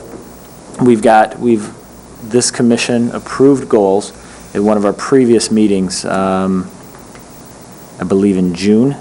We had a meeting in July. Excuse me, let me go back to my information. I see 6 or 8 on the website being noted, and we've asked a couple of times to see the end. I'm sorry? On your website, I see about 6 or 8 meetings relative to strategic planning. I don't know, I can't comment on that, I'm not sure what you're talking about there. But I repeat, I know Commissioner Doran had expressed, I had expressed, we'd like to receive an agenda to see, is it going to be 2 more meetings or 8 more meetings before we wrap it up? Do you have any idea? It's hard because this process is driven by the commission, it's hard for me to say how many more meetings we have left. At our last meeting, we were scheduled to discuss objectives. We spent the majority of that meeting just reiterating and tweaking goals. So we took a step back in the last meeting. So our next meeting, and that's up to this commission, it's your prerogative to make those changes. Our next meeting, we should have discussed objectives. And from a director's standpoint, stopping with objectives is appropriate for myself and our staff to move forward with fulfilling that strategic plan. There's been discussion at some of our meetings about the commission even prioritizing those objectives and goals. And that's up to this commission. We're close to having it done if the commission takes the time to wrap up its objectives. Well, let me take a stab at this. Jason, could you, like, no later than early next week, send out a doodle calendar and give us, as Commissioner Doran recommends, a 3-day window? And, I don't know that he suggested the 3-day window. That was my all right, example. well, you know, so that we can, we'll know it's coming, say, Monday, Sure. and we can all respond promptly, and we can schedule a strategic planning meeting. Commissioner Clark did ask before he left, he did ask me to mention to the Parks Commission that the strategic plan is a priority for him more so than the master plan. So I told him I would pass that on, and I have just done so. All right. Next on the agenda, master plan status. Let me finish my note. The master plan, again, I'm going to reiterate, I've mentioned this at other meetings, the master plan is a bad name for the DNR,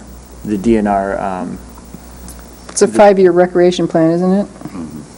Is it's that the one? It's the DNR It's the one that's on comprehensive file? plan. Yep, that's the one, but we call it master plan, and that's in the past caused some confusion regarding what's actually contained in that plan.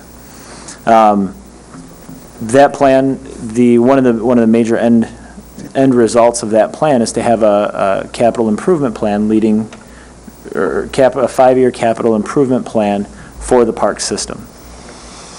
It would be more beneficial for this commission to approve the strategic plan to help set that capital improvement plan within the master plan. And that, having the addition of the strategic plan meshed in with the DNR's recreation plan would make that a more concrete document. It'd make it a more usable document moving forward. So there is no progress on the master plan. There is quite a bit of text that's been written, but the actual planning portion of that has not been completed pending the completion of the strategic plan. That being said, our master plan, or the DNR recreation plan that we have on file has expired with the Department of Natural Resources. It doesn't necessarily mean it's out of date.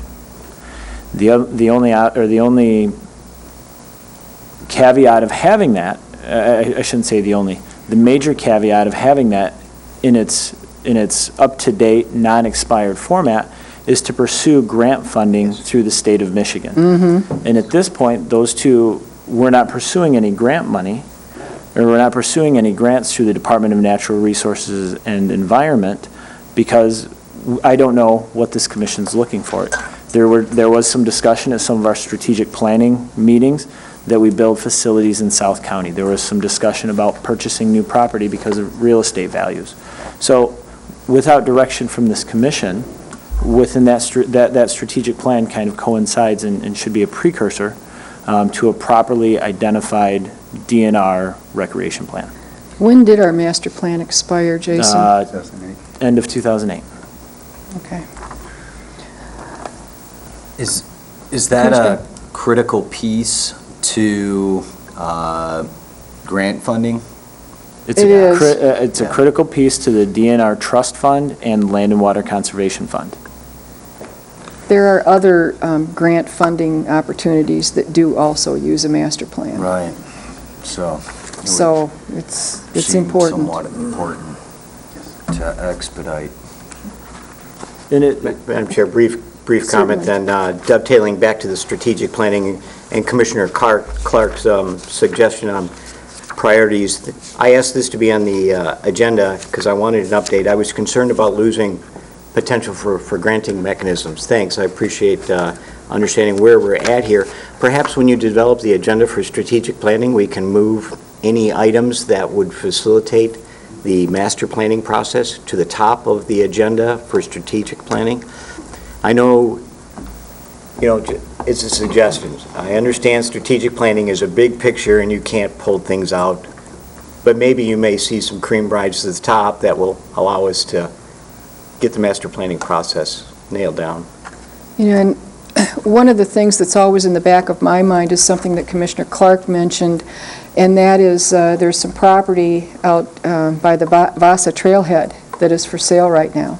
And wouldn't that be a wonderful opportunity to expand that area if we could request grants? Commissioner Dwyer. Just a few quick questions. How long does a master plan last before it expires? 5 years. 5 years. Is there a limit on how many you can submit? Do you have to wait 5 years? I don't For see- grants, you mean? Yeah. No, to have an updated master plan. Do you have to You're let your saying, could old- we have a rolling update? Yeah.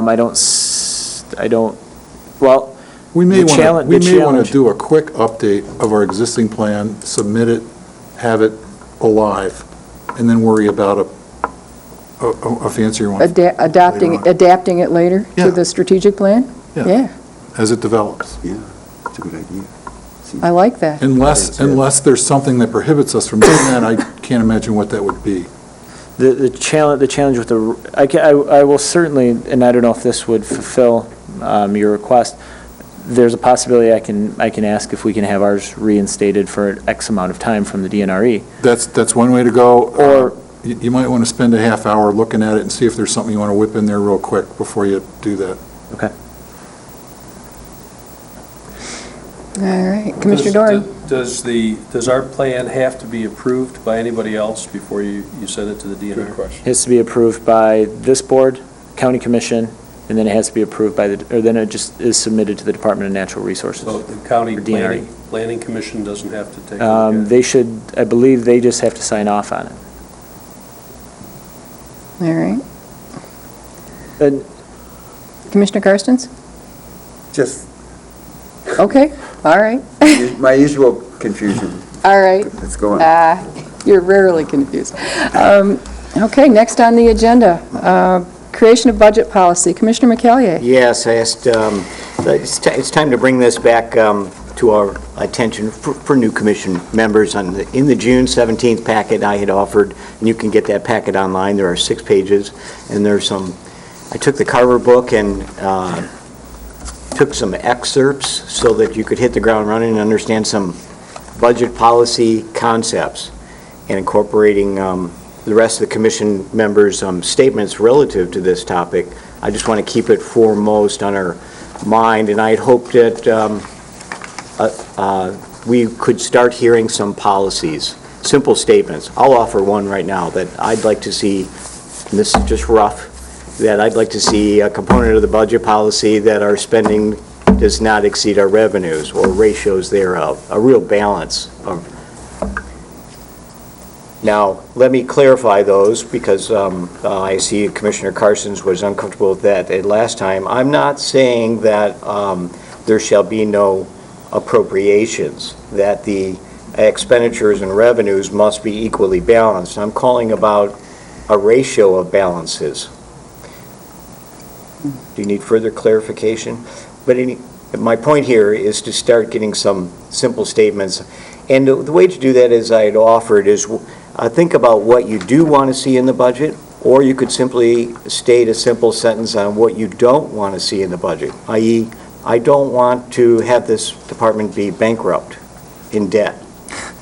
Those are simple ways of getting this process moving.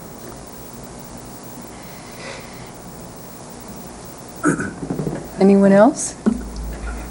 You're soliciting inputs, the things we worry about at night? Is that what you're asking? That's one way, right, either negative or positive scenarios relative to the budget, things that you would want to avoid or things that you would want to see relative to the budget. We greatly appreciate the input, yeah. And I guess as you did on the performance measures, you're running solo with this, and I'm prepared to keep this going rather than developing a subcommittee, but I'd like to keep it moving. Commissioner Karstens. Yes, not being part of budget policy for organizations of this size ever before, I would really like to know some of the history of the budgets, Parks and Rec budgets for the, since its incipience, since the beginning. You know, what was our degree of solvency or insolvency, or I think, equilibrium, or whatever you want to call it, over, 10 years ago and ever since then, or 20 years ago and since then? So I can see, some perspective. Since we aren't a money-making institution, but a public-serving institution, that as a value is part of our perspective. And so I want to kind of know what the history is in trying to realize all of the values, not just the making sure we don't get in and run in the red, because we have run the pool in the red for years. It's gotten to be almost a tradition, but in service of another goal. And so I don't know what. So would like to see the history of that. and Commissioner McCallion. Madam Chair, thank you. Perhaps I didn't make myself clear. While I respect your request for further detail, I'm trying to keep it quite simple and just asking for suggestions, simple statements. What you do, what kind of scenarios do you want to see with our budgeting situation, or what kind of scenarios do you not want to see with our budget situation? You just mentioned one, we don't want to drive the pool into the red. That's an example. No, I didn't say that. I said we, for years, it has run in the red. Okay. Okay, and the only reason why it has done so, because of other values that we felt was more important than that it have a profit. And so, and Carver suggests that we have all of our values out there before we start doing this kind of thing. And and that's where my kind of confusion is. I appreciate, Commissioner McCallion, you keeping this kind of on our page, on our radar screen. I agree, Commissioner Carstens, to some extent with what you're saying, and perhaps we should move forward with talking about governance policies before we get too heavily into a budget policy. But, something you said, Commissioner Carstens, really if, and clearly the pool does run a deficit, how acceptable do you think that deficit would be to Grand Traverse County residents if every single child in Grand Traverse County learned to swim? Really. And honestly, I think it could be done. But that's for another discussion. As a matter of fact, Jason, why don't you, if you would be so kind as to put that on the agenda for next month's meeting, and I'll give you some of my thoughts on that. So we're talking a budget policy? No. I'm sorry. I was... What I was suggesting you put on the agenda for next month is letting me present to the board an idea of how every child in Grand Traverse County could learn to swim. Cool. As a... It's a dream.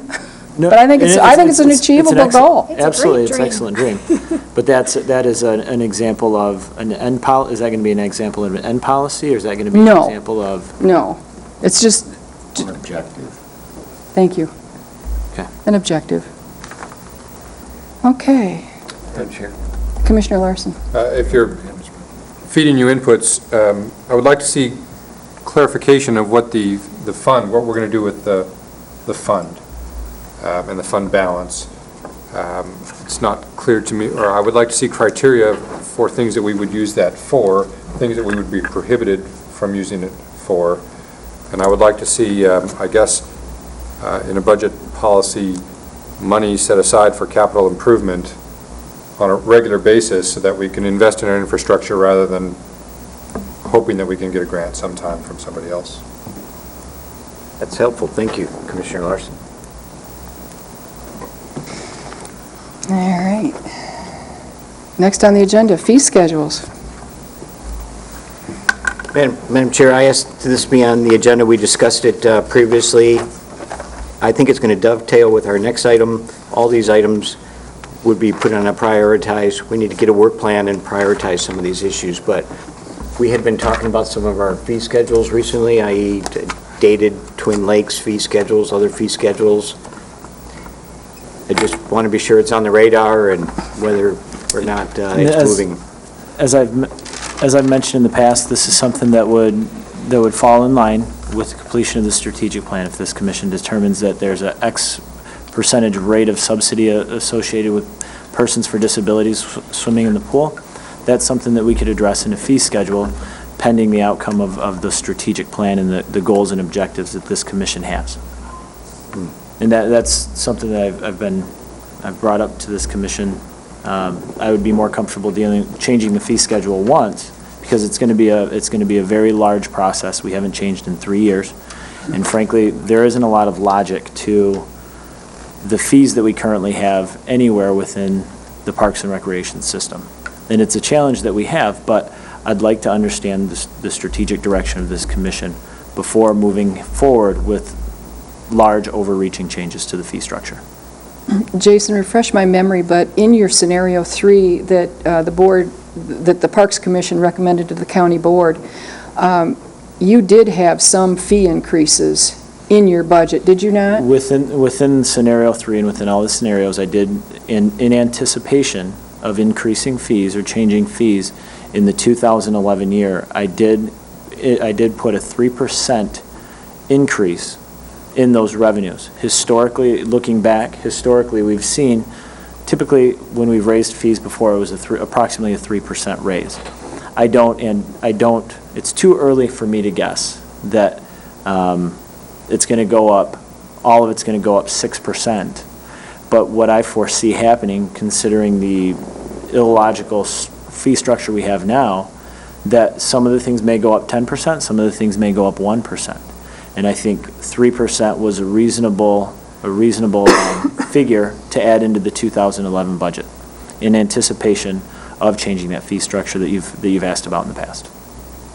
Okay. Commissioner McKelliey? Madam Chair, thanks for the update. It was my understanding, as you acknowledged, that these fee schedules are very old and in need of updating. I have a little bit of concern about arbitrarily putting percentages on fees. I'd rather, as I have done, is take comparable counties. I suggest taking the Siegel study, comparable counties, rather than reinventing the wheel, because they're comparable to Grand Traverse County, and then look at their facility fee schedules and see how our facility fee schedules compare to those. And then you have some justification to put percentages of increases, i.e. if comparable county, let's just say Midland is a comparable county, and you see that their similar Twin Lakes meeting room fees are 50% higher than ours, of course you wouldn't want to do an immediate 50% fee increase to our facility, but it gives you a target and maybe implement a 10% increase there, and then have a plan for a 5-year 10% increase to get in line. To consider, I'm not advocating fee increases, but it's something that's justifiable. Kevin, and that's Commissioner McElligott, that's something that's my intent, is to research other counties. I'm not going to make in the past, part of that illogical fee structure was having an arbitrary percentage increase every year, and that isn't appropriate. And it's my intent to do the full research. If I were just going to put together an arbitrary fee structure, 6 months from now, I would have done it 6 months ago. And it's my intent to put some thought process behind it and make it logical and make it comparable to other counties. The challenge we're going to find, though, and I appreciate your input regarding the Siegel, the other comparable counties in the Siegel study. Those other comparable counties, I think, were Lenawee County, Midland County, Van Buren County, Allegan County. Those counties may not have, their Parks and Rec department may not be as developed as ours, and that's something that I'll be doing further research into that. Sure. Okay. Next on the agenda, prioritized work plan. Commissioner McElligott. Thank you again, Madam Chair. This was on to-do list. You're juggling a lot of tasks. Do you need some help? prioritizing these tasks. You had offered that last time. I can't quote, without pulling back the minutes, but some 6 months ago, we had talked about a work plan, and you would present it to the commission. And I think it's warranted to have this discussion now with new commissioners so that they can weigh in on, and perhaps like a doodle program, the consensus of what the hierarchy or priorities would be quickly seen. I believe, if you were to list all your tasks in a spreadsheet and everybody else could prioritize them, then you'll see what the consensus of the commission, and of course you have to weigh in. I can list 26 things right now See, of 26 tasks that I have to do, whether it's a one-time task, for instance, creating a new fee structure. Once that's done, it's done. Or whether it's reporting to the Board of Commissioners, reporting to the Parks and Recreation Commission, and reporting to the Resource Management and Administration Committee. Things that have to be done on a regular basis. And maybe I put too many eggs in the strategic planning basket. I've been driving and I've been pushing the strategic plan, and frankly, I feel I've been pushing it more so than the commission has. The reason I'm pushing for that strategic plan is to give me some direction. I've got 26 things here, but it's not my job. I shouldn't say it's not my job. It's the role that the Parks and Recreation Commission has in relation to me. I'm looking for direction, and I'm looking for prioritization through your strategic plan as to which one of these 26 items is the most important. There are some of these things I may be able to cross off entirely if I find out that we don't need for some reason in the strategic plan, we don't need park rangers. I'm going to cross off supervision of park rangers, and maybe I put too many eggs in the strategic planning basket, because I'm looking for that strategic plan to help me define what I need to do, as well as having one voice from this commission saying this is what we as a body feel is appropriate for you to go out and to take care of in a prioritized manner.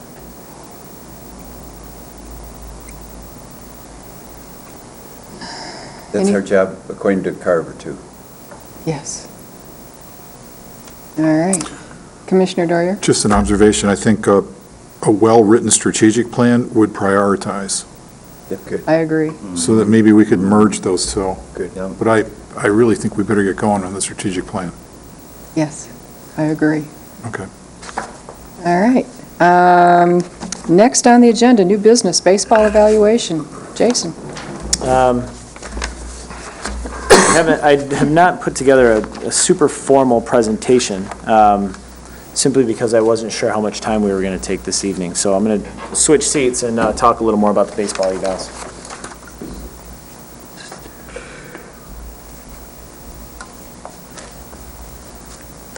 I realize in your packets that some of the information isn't very clear, and I think we started out with parent evaluations.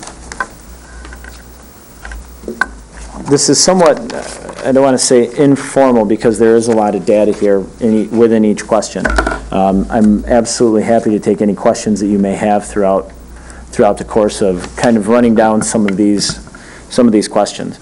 I realize in your packets that some of the information there, especially related to these pie charts, it's hard to differentiate between the yeses and the nos. And what I was looking for from the parents' perspective was, how did their child feel about the program? What did their child learn? Kind of more of the qualitative information. Simply because I wanted to, and I didn't provide a lot of space for comments, considering we sent this out to 551 parents of 551 players. To manage that data would have been a very time-consuming task. There was an opportunity for comments at the end, to provide any comments about any individual concern, any individual applause about anything with the program. So the coaches evaluation, I presented a little bit differently. I worked with the coaches from or probably 2 or 3 weeks before the program actually started. So I was able to ask them a variety of different questions, and I allowed them to have more room within this evaluation for comments in regards to essentially how I broke down the program into 5 different categories. So I'm just going to kind of go fairly quickly through this. This is all information you have. I'm going to kind of take a little more time with the pie charts in order for you guys to or for you guys to differentiate between the 2 grays. So overall, I asked, your child enjoy the program? Simple question, yes or no. 95% said yes. Did the baseball program contribute to your child's health or development, which is something obviously, our motto relates to enhancing quality of life. This is something that we contributed to the child's health and we contributed to their development in 88.6% of the responses. I would say according to the parents that took the poll, we achieved our goal. Jason, could I ask you where you got these questions for this? Was this part of the Babe Ruth package? No, these are questions that I talked to some of my counterparts, and these are the type of questions that when you get a degree in Parks and Recreation, we actually take a whole survey class. These are the type of questions suggested there. Okay, How many thanks. how many total questions were there for the parents? For the parents, I believe there were 22 questions before the open-ended, do you have any additional suggestions for improvement? So 22 typically Likert scale-based questions, with the final question being a comment-based question. Did your child benefit socially? 88.6% said yes. We had 500, this went out to parents of 551 children. We received 112 or 102 responses. So we got about 20% of our surveys back, which is a pretty appropriate number for for 550 kids. So the remaining questions you've got in your packet are fairly easy to understand. I guess, are there any questions in regards to the parent evaluation? There's more meat in the coach's evaluation, although within the comments for the parents, there are places where parents, in looking at the evaluations and looking at their open-ended comments, there were some parents that said, we didn't like the length of the season. Well, that kind of generated, my next question was, did you not like the length of it because you wanted it to be longer or you wanted it to be shorter? And a lot of the parents weighed in and went one way or the other on that. So there were some questions to evaluate there. Jason, how was the survey distributed and how was it collected? It was distributed, the entire survey was done entirely online. It was emailed to the parents of those 551 kids. Of those parents, I want to say we sent, the last time I checked, our email list was like 470. Realizing 550 kids are there are a few kids that we have one email address for, a pair of brothers. It may not have reached everyone electronically, but still getting it out to the 470 is a pretty substantial number. They were able to complete it online, and then it went into a program that we have at the office that will create this information for us. I think it's a pretty extensive survey. I think it's a pretty good job. What does it lead you to conclude about the baseball program, and what types of changes are you looking at considering for next year? I guess one of the glaring things is this question, the quality of advertising for the program. We had 0 5s. It was the only question that we had no one respond with 5s. And I know that sounds kind of silly to say that stood out, but obviously it did. A lot of the questions and a lot of the concerns that parents had for us leading into the comments section were things that I was aware of. I can't say that there was a lot that surprised me. A lot of the concern, a lot of the challenges the parents had were with the timeliness of getting the program set up, equipment not being there in time, which we fell into an issue with being so late in the season, and frankly being so far north. Southern states typically start baseball a few months earlier, so we kind of ran into the issue where we needed to buy equipment, but we were already out of equipment from our suppliers. So that was kind of a challenge, and that was something that the parents brought up. So are you looking at starting it earlier in the season? Yeah, we are. Okay. We are. In fact, I'll be working on flyers to go out. I'm shooting right now for flyers to go out in January, as well as having a baseball extravaganza type day where where I'll invite the previous year's coaches, have them come in, take care of all the administrative stuff for them versus getting them put together with a team and then trying to backtrack and follow up on some other information. So I have quite a few ideas of how to run this program much more efficiently next season. How about the age grouping for the T-ball? I saw a couple comments in there about 4-year-olds with 6-year-olds. We ran into a couple issues there. Previously, at the Civic Center, American Legion ran baseball, and they started at the age of 5. So we made that change, that we were a different program. The other issue that came into play is we switched over to Cal Ripken and Babe Ruth baseball rules, which is a nationally recognized organization. And this year, it was their first year in allowing 4-year-olds to play. So we had a couple different issues going on. Cal Ripken and Babe Ruth, I don't know that they were prepared for the comments from parents of 4-year-olds or parents of 5- and 6-year-olds who are playing with 4-year-olds. Next season, I'm going to be contacting our state commissioner and talk to him and see what he's heard at the national level. Is this something that the Cal Ripken and Babe Ruth organization is going to continue having their T-ballers start at 4? Because there were some major differences between a 6-year-old's motor skills for baseball and a 4-year-old's, as well as their attentiveness. So it's something that we're going to address next year. The coaches wanted to sit down and have a meeting that I'm trying to coordinate right now, so I can get some face-to-face input from the coaches, and they wanted that after school started. So, and frankly, I wanted it after school started. So I'll be getting in touch with the coaches saying to sit down and talking with them and hearing their input from the frontline coach of how having a 4-year-old on the team impacted their team's development as a whole.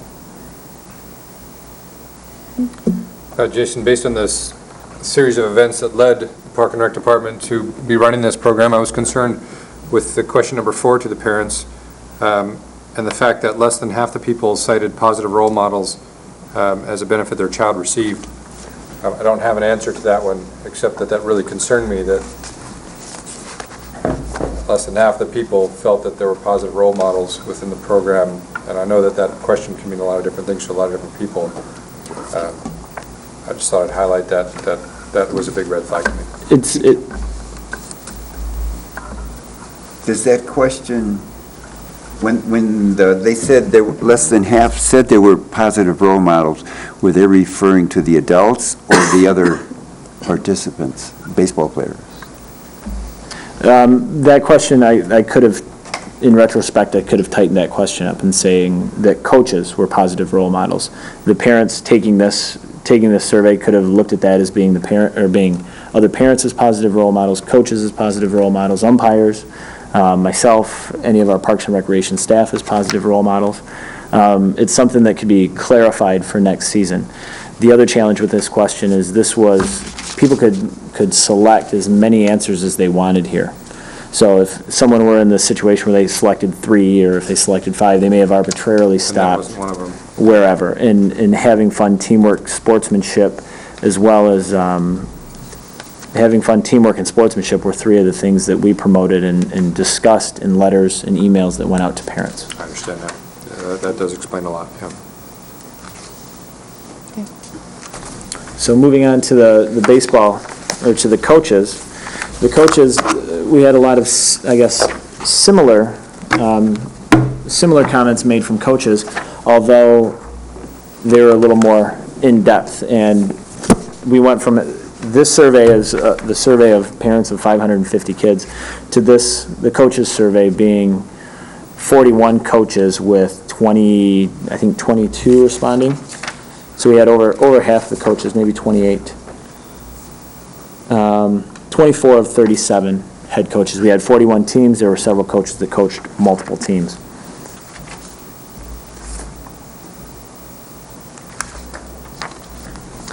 The first section of this I put together as administration, and these are things that were done more in-house versus things that were they had a direct impact on the coaches, but they were things that our office or I handled myself in regards to this. Background checks, how efficiently were they handled? we've got over 25%, 3 being average, we have over 50% saying they were handled average or above average. There are some things that I know that we could do differently, especially related to how quickly we get the information from the coaches. Hence, next year, moving towards a coaches or a baseball extravaganza where the coaches who have identified themselves as wanting to return, as well as any other coaches that have said, hey, I want to coach my son's or my daughter's t-ball or baseball team, can come in early. We can have kind of an open house where we can take care of online coaches training, we can take care of the background checks, and we can take care of disseminate or handing out of equipment. So some of these administrative things were done in-house. This is something that didn't really highly impact the coaches, and each of these questions I allowed for comments. In order to save some time and save some space, I didn't include all of the comments within your packets. If you'd like to see it, I'm more than willing to supply it.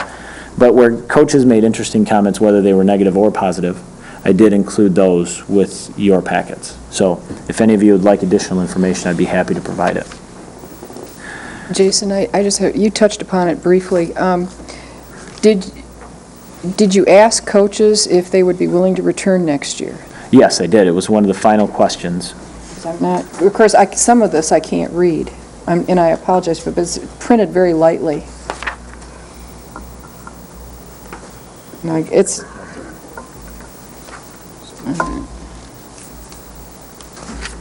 Thank you. Yeah, it's... I was looking, okay. All right, thank you.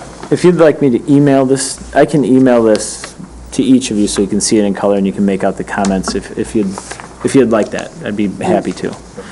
But this is the question you asked about, Commissioner Max Bauer, is whether or not, would you like to coach again next season? I was looking for it in the back. And as you can see, 86.4% said yes, they would be interested in coaching next season, with 13.6% saying no. This is strictly conjecture on my behalf. There were a few coaches I had to twist their arms to get them to coach. And I would imagine some of those 13.6%, one or two of those three may have been those coaches that I kind of had to twist their arm to get them to coach. So yeah, that was a question that we asked. We also asked, if you coached in previous seasons to 2010, do you feel the 2010 season was an improvement? 76.9% said yes, with 23.1% saying no. That's only 13 respondents of the 24 that responded, so several people skipped that question. One of the things that we try to do, and there could be more, there will be more success with this, with additional planning for the 2011 season, is having more preparation time for coaches. This is a challenging year on our part because of the rule changes that people assumed were not changed from the American Legion season, or the previous American Legion seasons, to the rules that we followed for Cal Ripken and Babe Ruth. So that was a challenge, and a lot of the concerns we had from coaches in regards to their preparation for the 2010 season was not spending enough time on the rule changes. So we have more time for that now. We're also able, within the Cal Ripken and Babe Ruth League, to adopt specific local rules. For instance, and frankly, that's one of the reasons I chose to go with Cal Ripken and Babe Ruth, is they were willing, if it were an appropriate change, to make some changes in rules that would kind of streamline the way things were with American Legion rules into what Cal Ripken and Babe Ruth promoted within their rules. So it was a challenging season in that regard, but it is something that we can fix moving into next season. Commissioner Doran? I think that just the fact that you conducted this survey is an incredible improvement over the prior year. The American Legion did a wonderful job for many, many years. But compared to the last year, and maybe the one before, just the fact that we're getting this kind of accountability is justification enough for the tough decision, I think, that had to be made. And I'd like the commissioners who were present during that time to recall the comments from the coaches compared to these comments. All right. Any other questions or concerns related to baseball? If any of you would like more information or would like to sit down and talk, I'm more than happy to talk about this further. Okay. Thank you. Next on the agenda, commission packet deadline discussion. Commissioner McCallier. Thanks. My intent with this item, again, we're looking at a 157-page double-side packet with a lot of detail, and I'm wondering if commission members need more time to review these packets. And if so,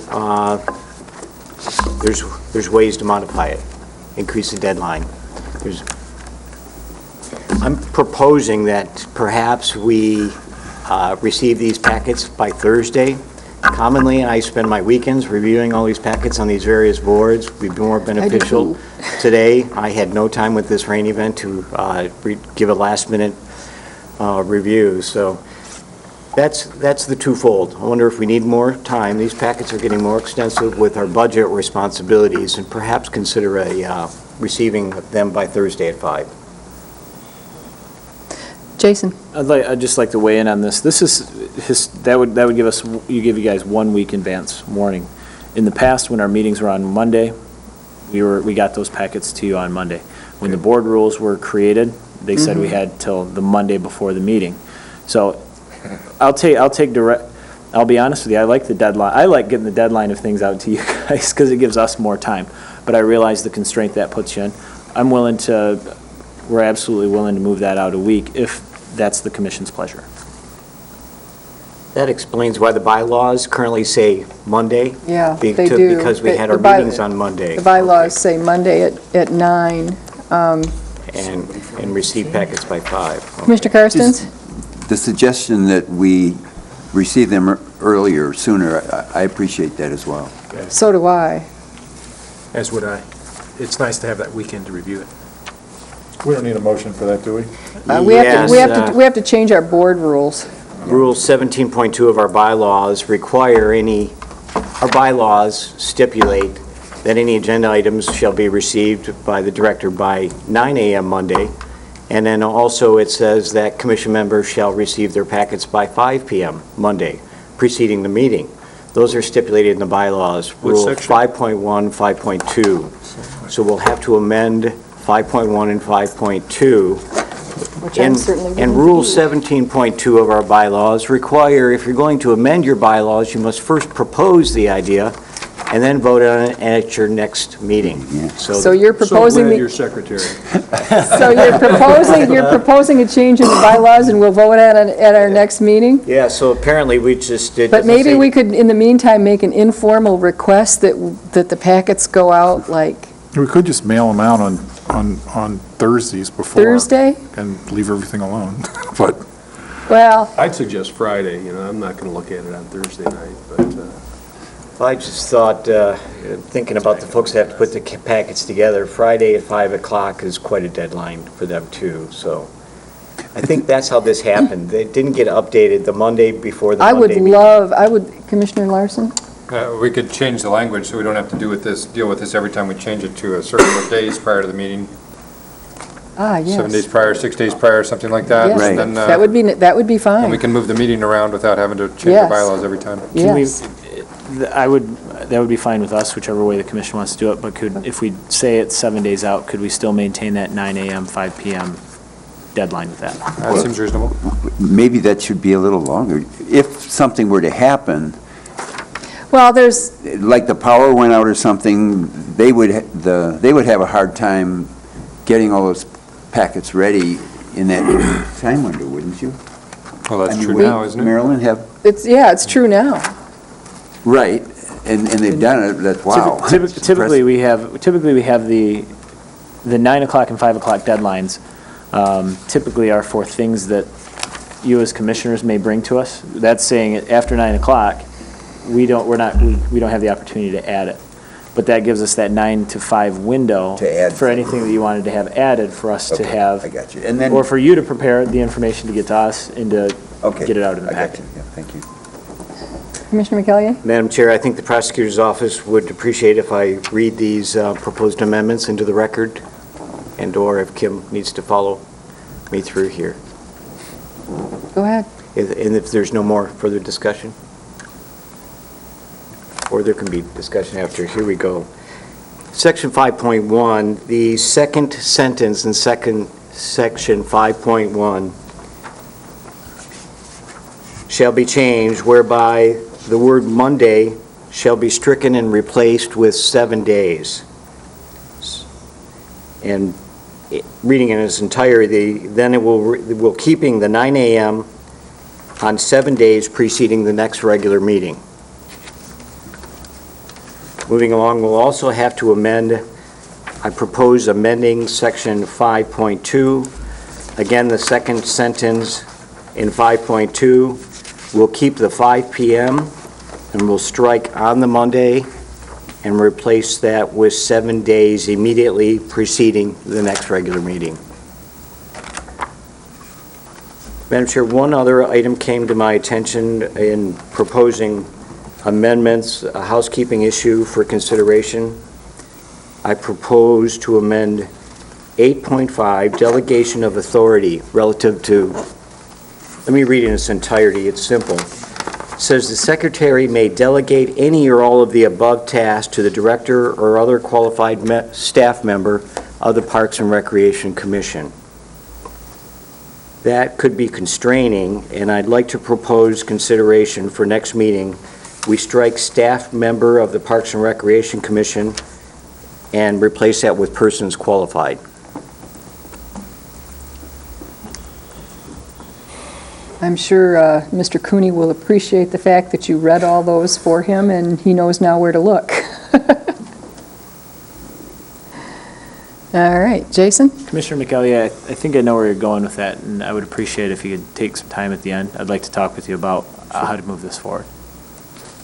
I'm sorry, about which particular? About 7.3, I think I know where you're going with it, and it's probably better that you and I talk after the meeting, so if you don't mind, would you mind Sorry, you sticking said 7.3, I just read 8.5.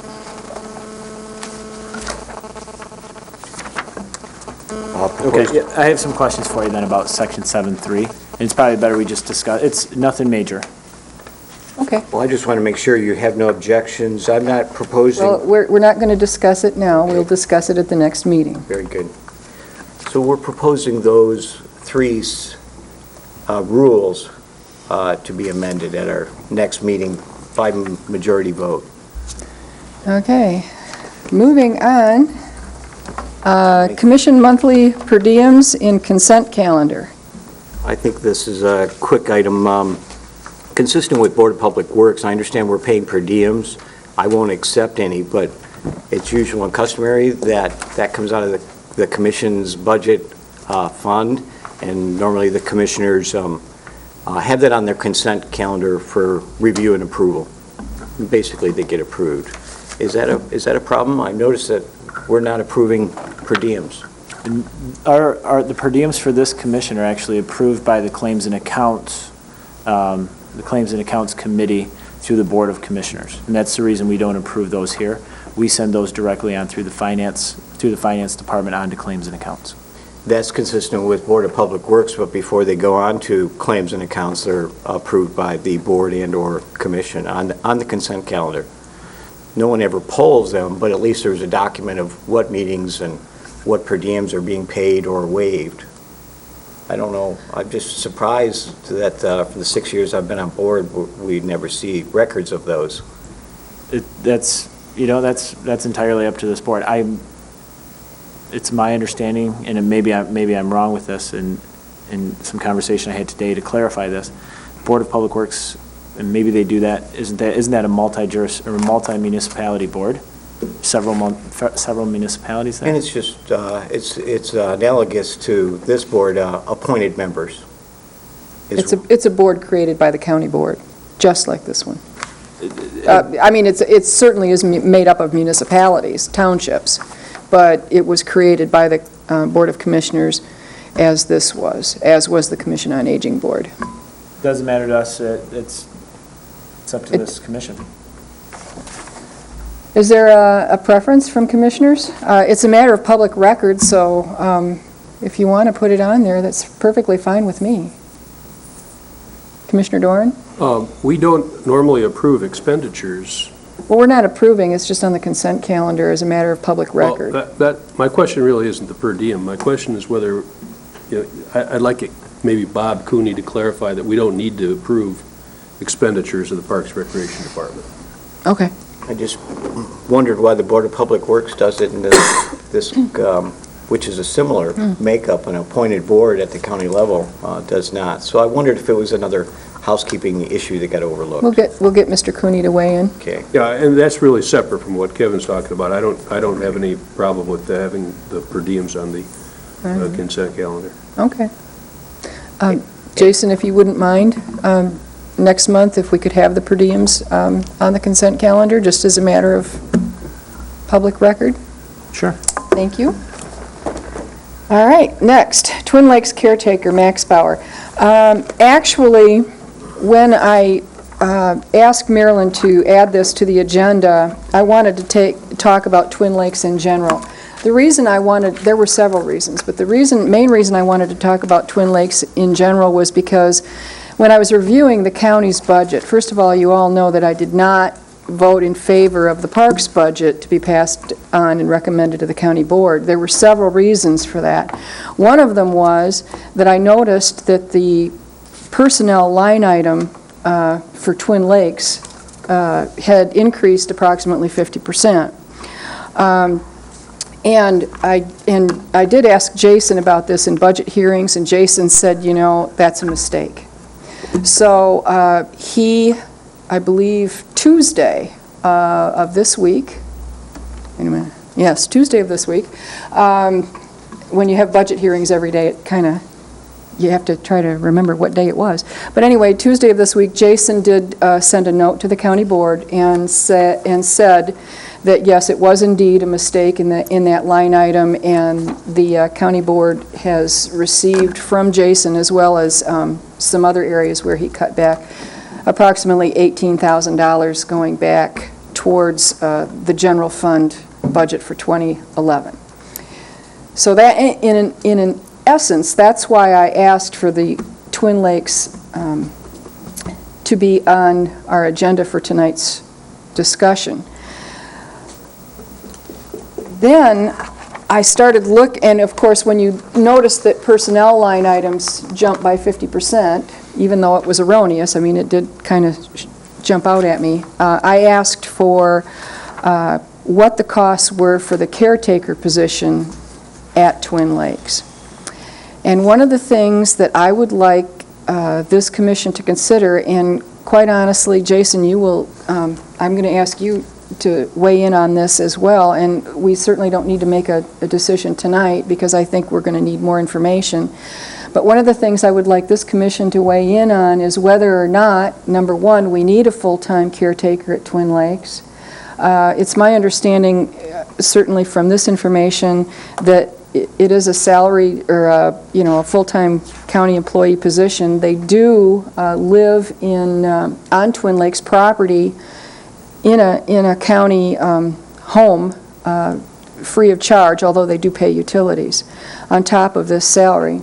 And my question for this commission is, and Jason, I'm going to ask you to please provide us with some kind of information as to what the job description is, and where I'm going with this is this something that we should bid out? Is this something that we might be able to give more value to county taxpayers? Is this a necessary position for 12 months out of the year, or do we only need it 6 months out of the year?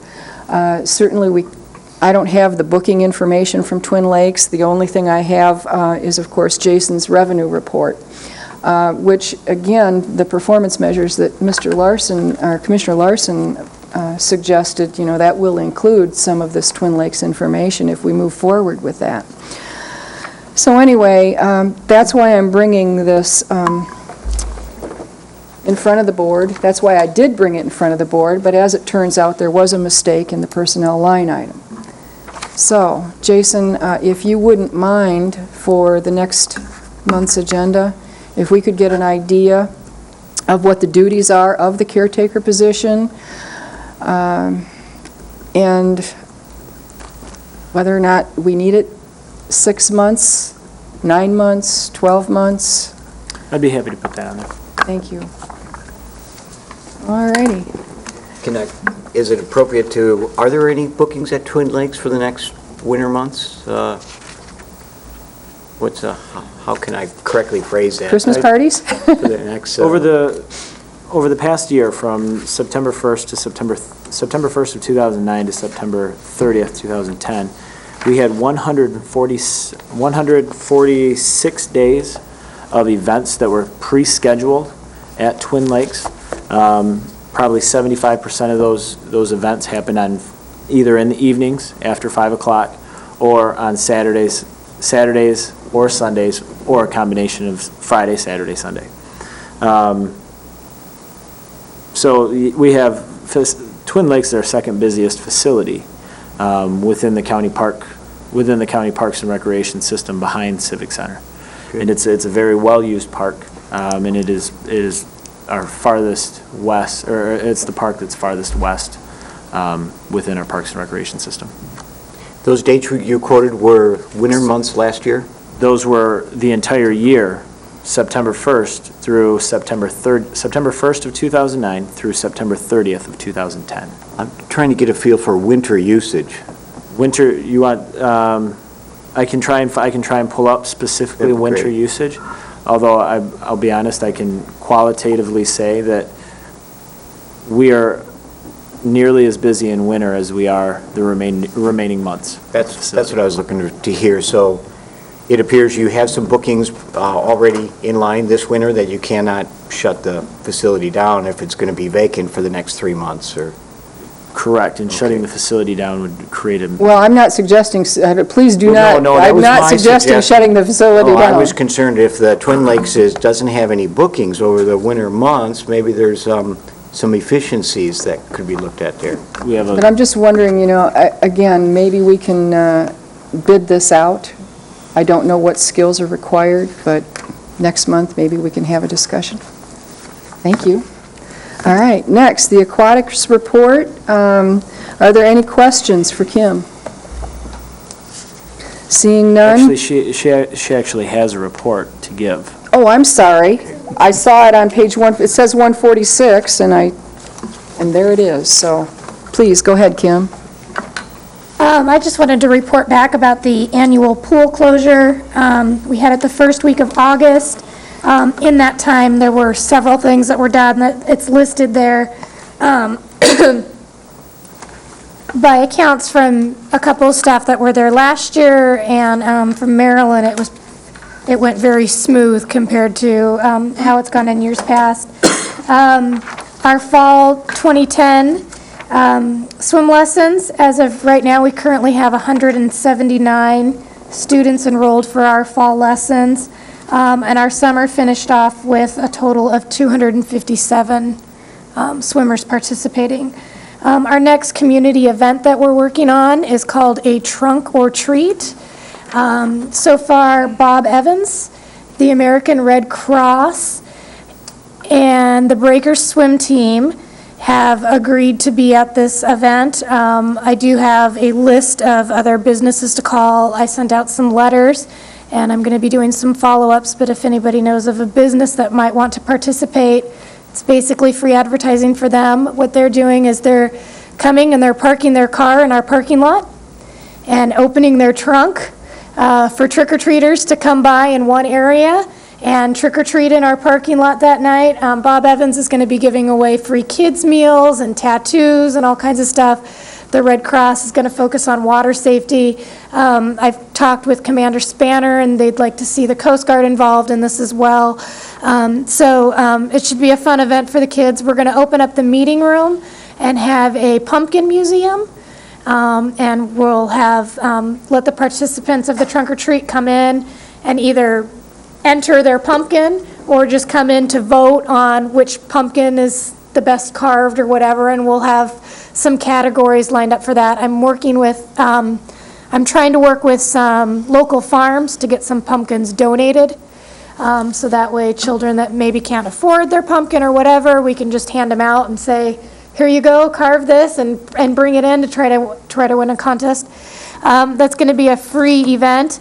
It will be followed by our first Flick and Float, which we will be doing at 7 p.m. that evening, and we're going to be showing Casper.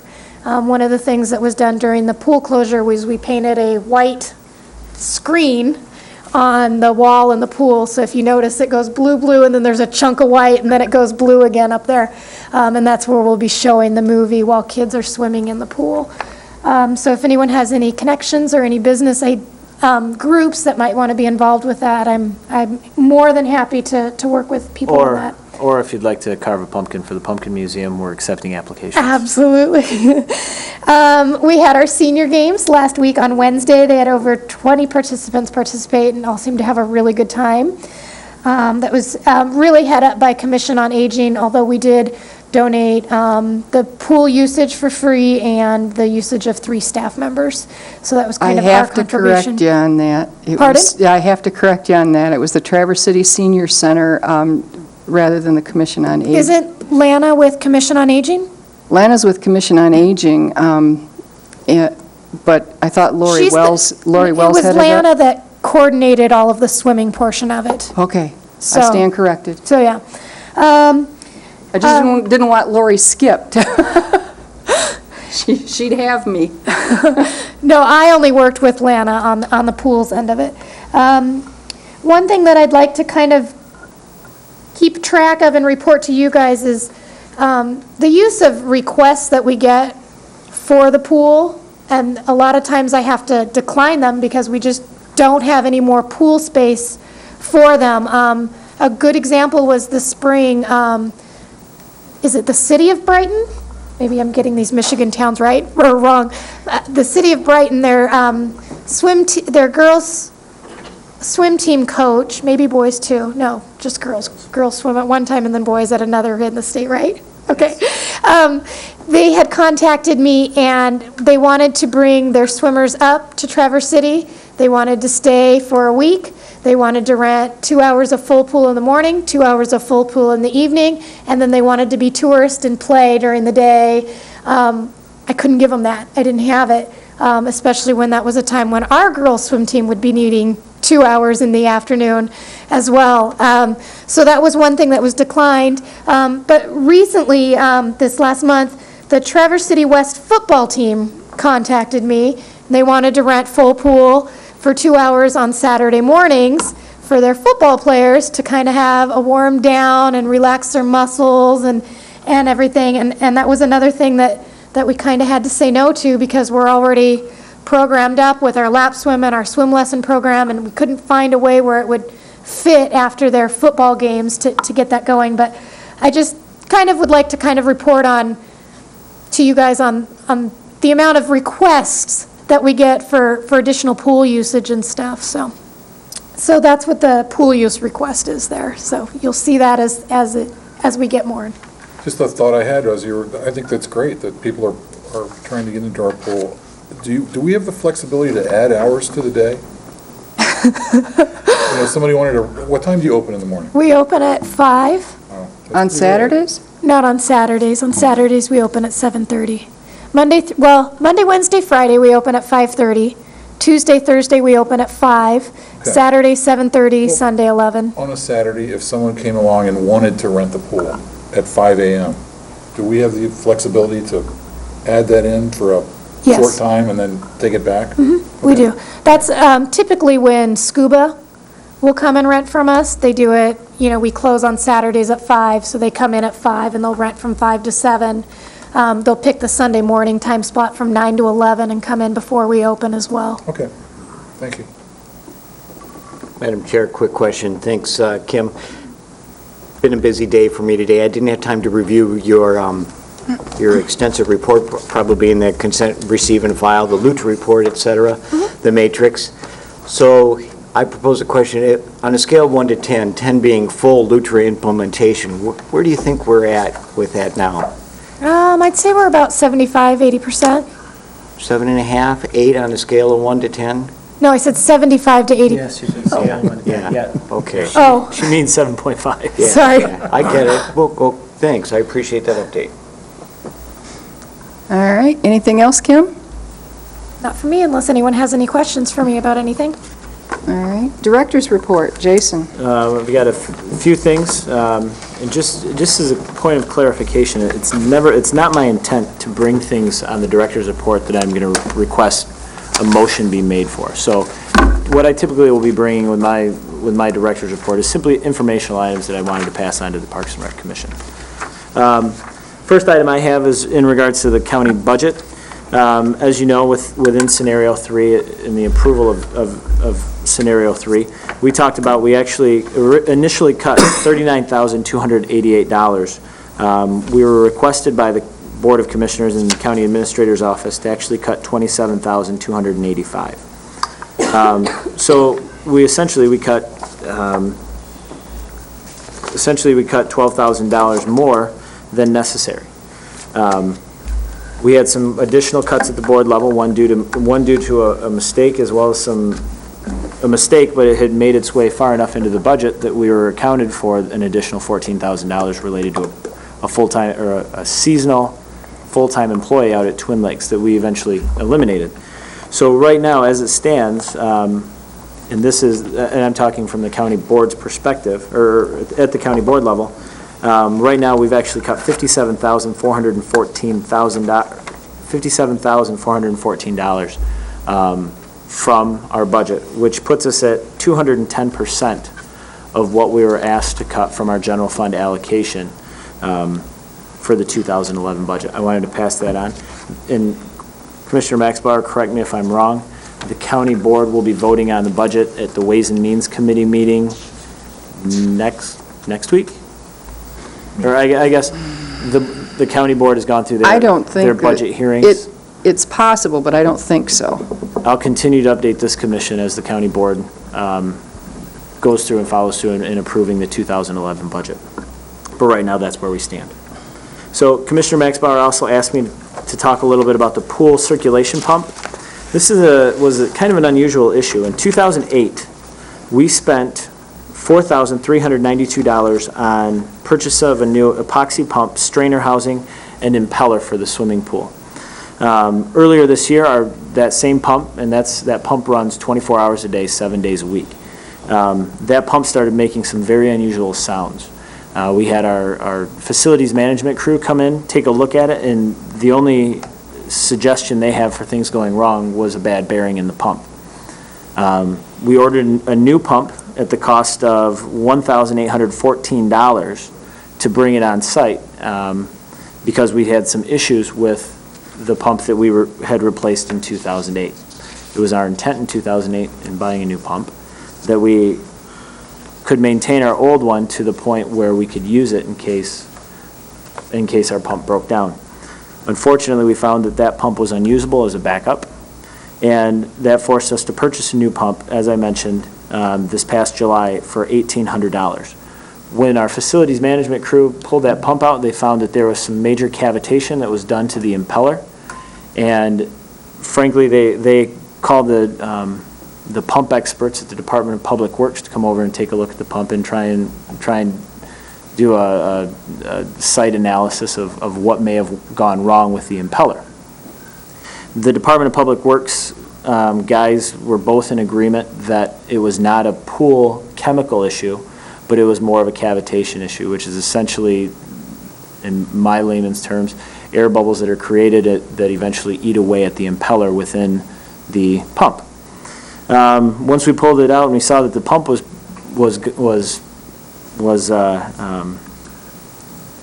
pretty chewed up, we had to also purchase a new impeller for $1,186 in July. So right now, where it sits, this 2008 pump that only lasted us 2 years should have lasted us much longer than that. Our facilities management crew has contacted the pump manufacturer to have them actually come look at the pump, determine whether it was a bearing that went wrong, or to see if there was a manufacturer issue with that pump, which would have led to the issue with the impeller, or vice versa. So I'm still working with facilities management and contacting the supplier of the pump to see how we're going to rectify this situation if it was indeed a pump issue. So I wanted to clarify. Actually, I apologize. I should have probably just given you a call because the reason I asked you to address this was because I remember from about, I don't know, a year or so ago, that you brought to the board, and it was in the minutes, which is why I happened to see it, because I do review the minutes periodically, and I happened to see that you were explaining to the board that you had an old pump rebuilt so we wouldn't have to buy a new one, and I do go to claims and accounts, and I saw a bill, and so that's why I was asking, but thank you. That's kind of where we're at. It looks like with a 2-year life cycle on a pump that size and the type of pump that is, that's very unusual. It's a very limited time span. So it's leading to some questions as to whether or not there was something wrong with the pump when we even received it. Okay. The next item,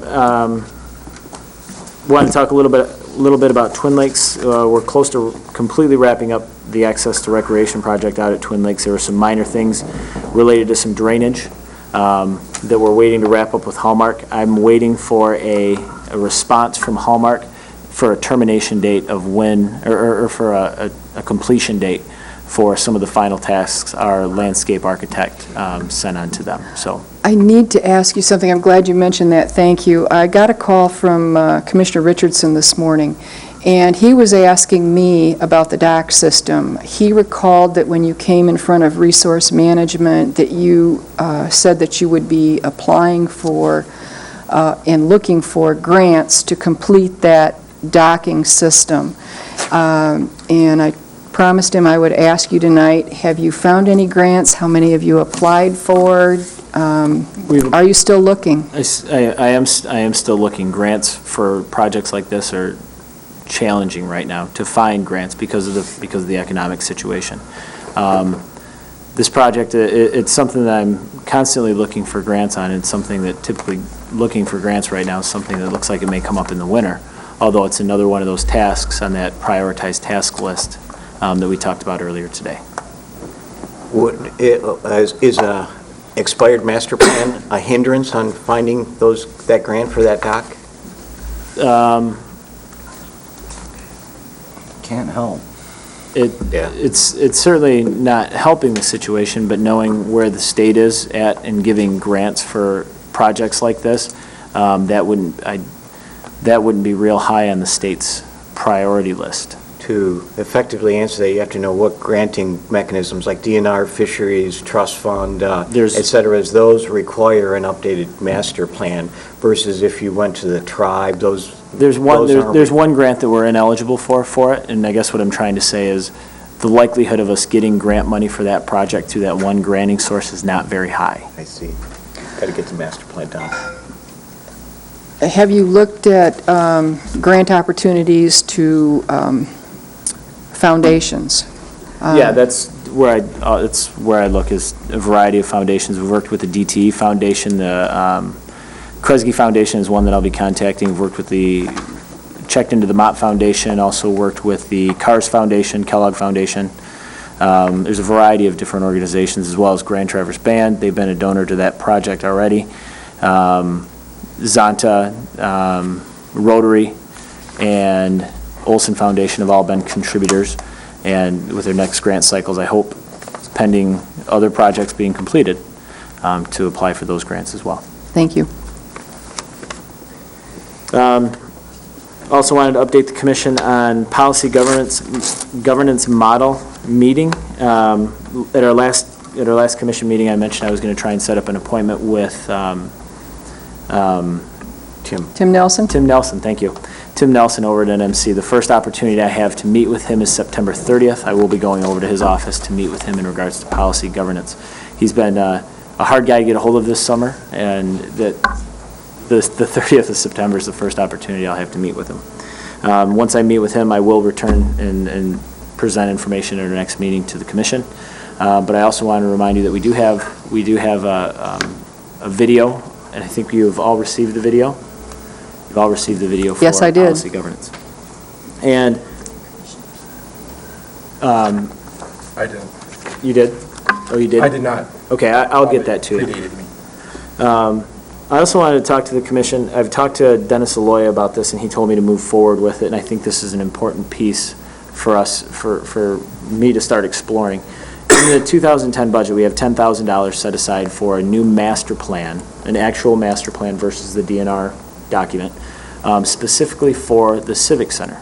It's been several years since that's been done, and the needs, the recreational needs of the community have changed since we've last looked at this. I'm going to start exploring, and I hope to have some better answers for this commission at our next meeting, to talk about the Civic Center a new master plan for the Civic Center. The reason this is a priority is because we do have money set aside in 2010 that we do not have set aside in 2011 for this type of project. With the Civic Center being one of the busiest, if not the busiest, Parks and Rec property in northern Michigan, I think this would be a crucial time and a very effective time, or a very, I think it'd be just a good time to take care of this right now. So I'll bring back more information to the commission next month. I'm sorry. Madam Chair, clarification. Does this Civic Center plan have anything to do with the DNR master plan?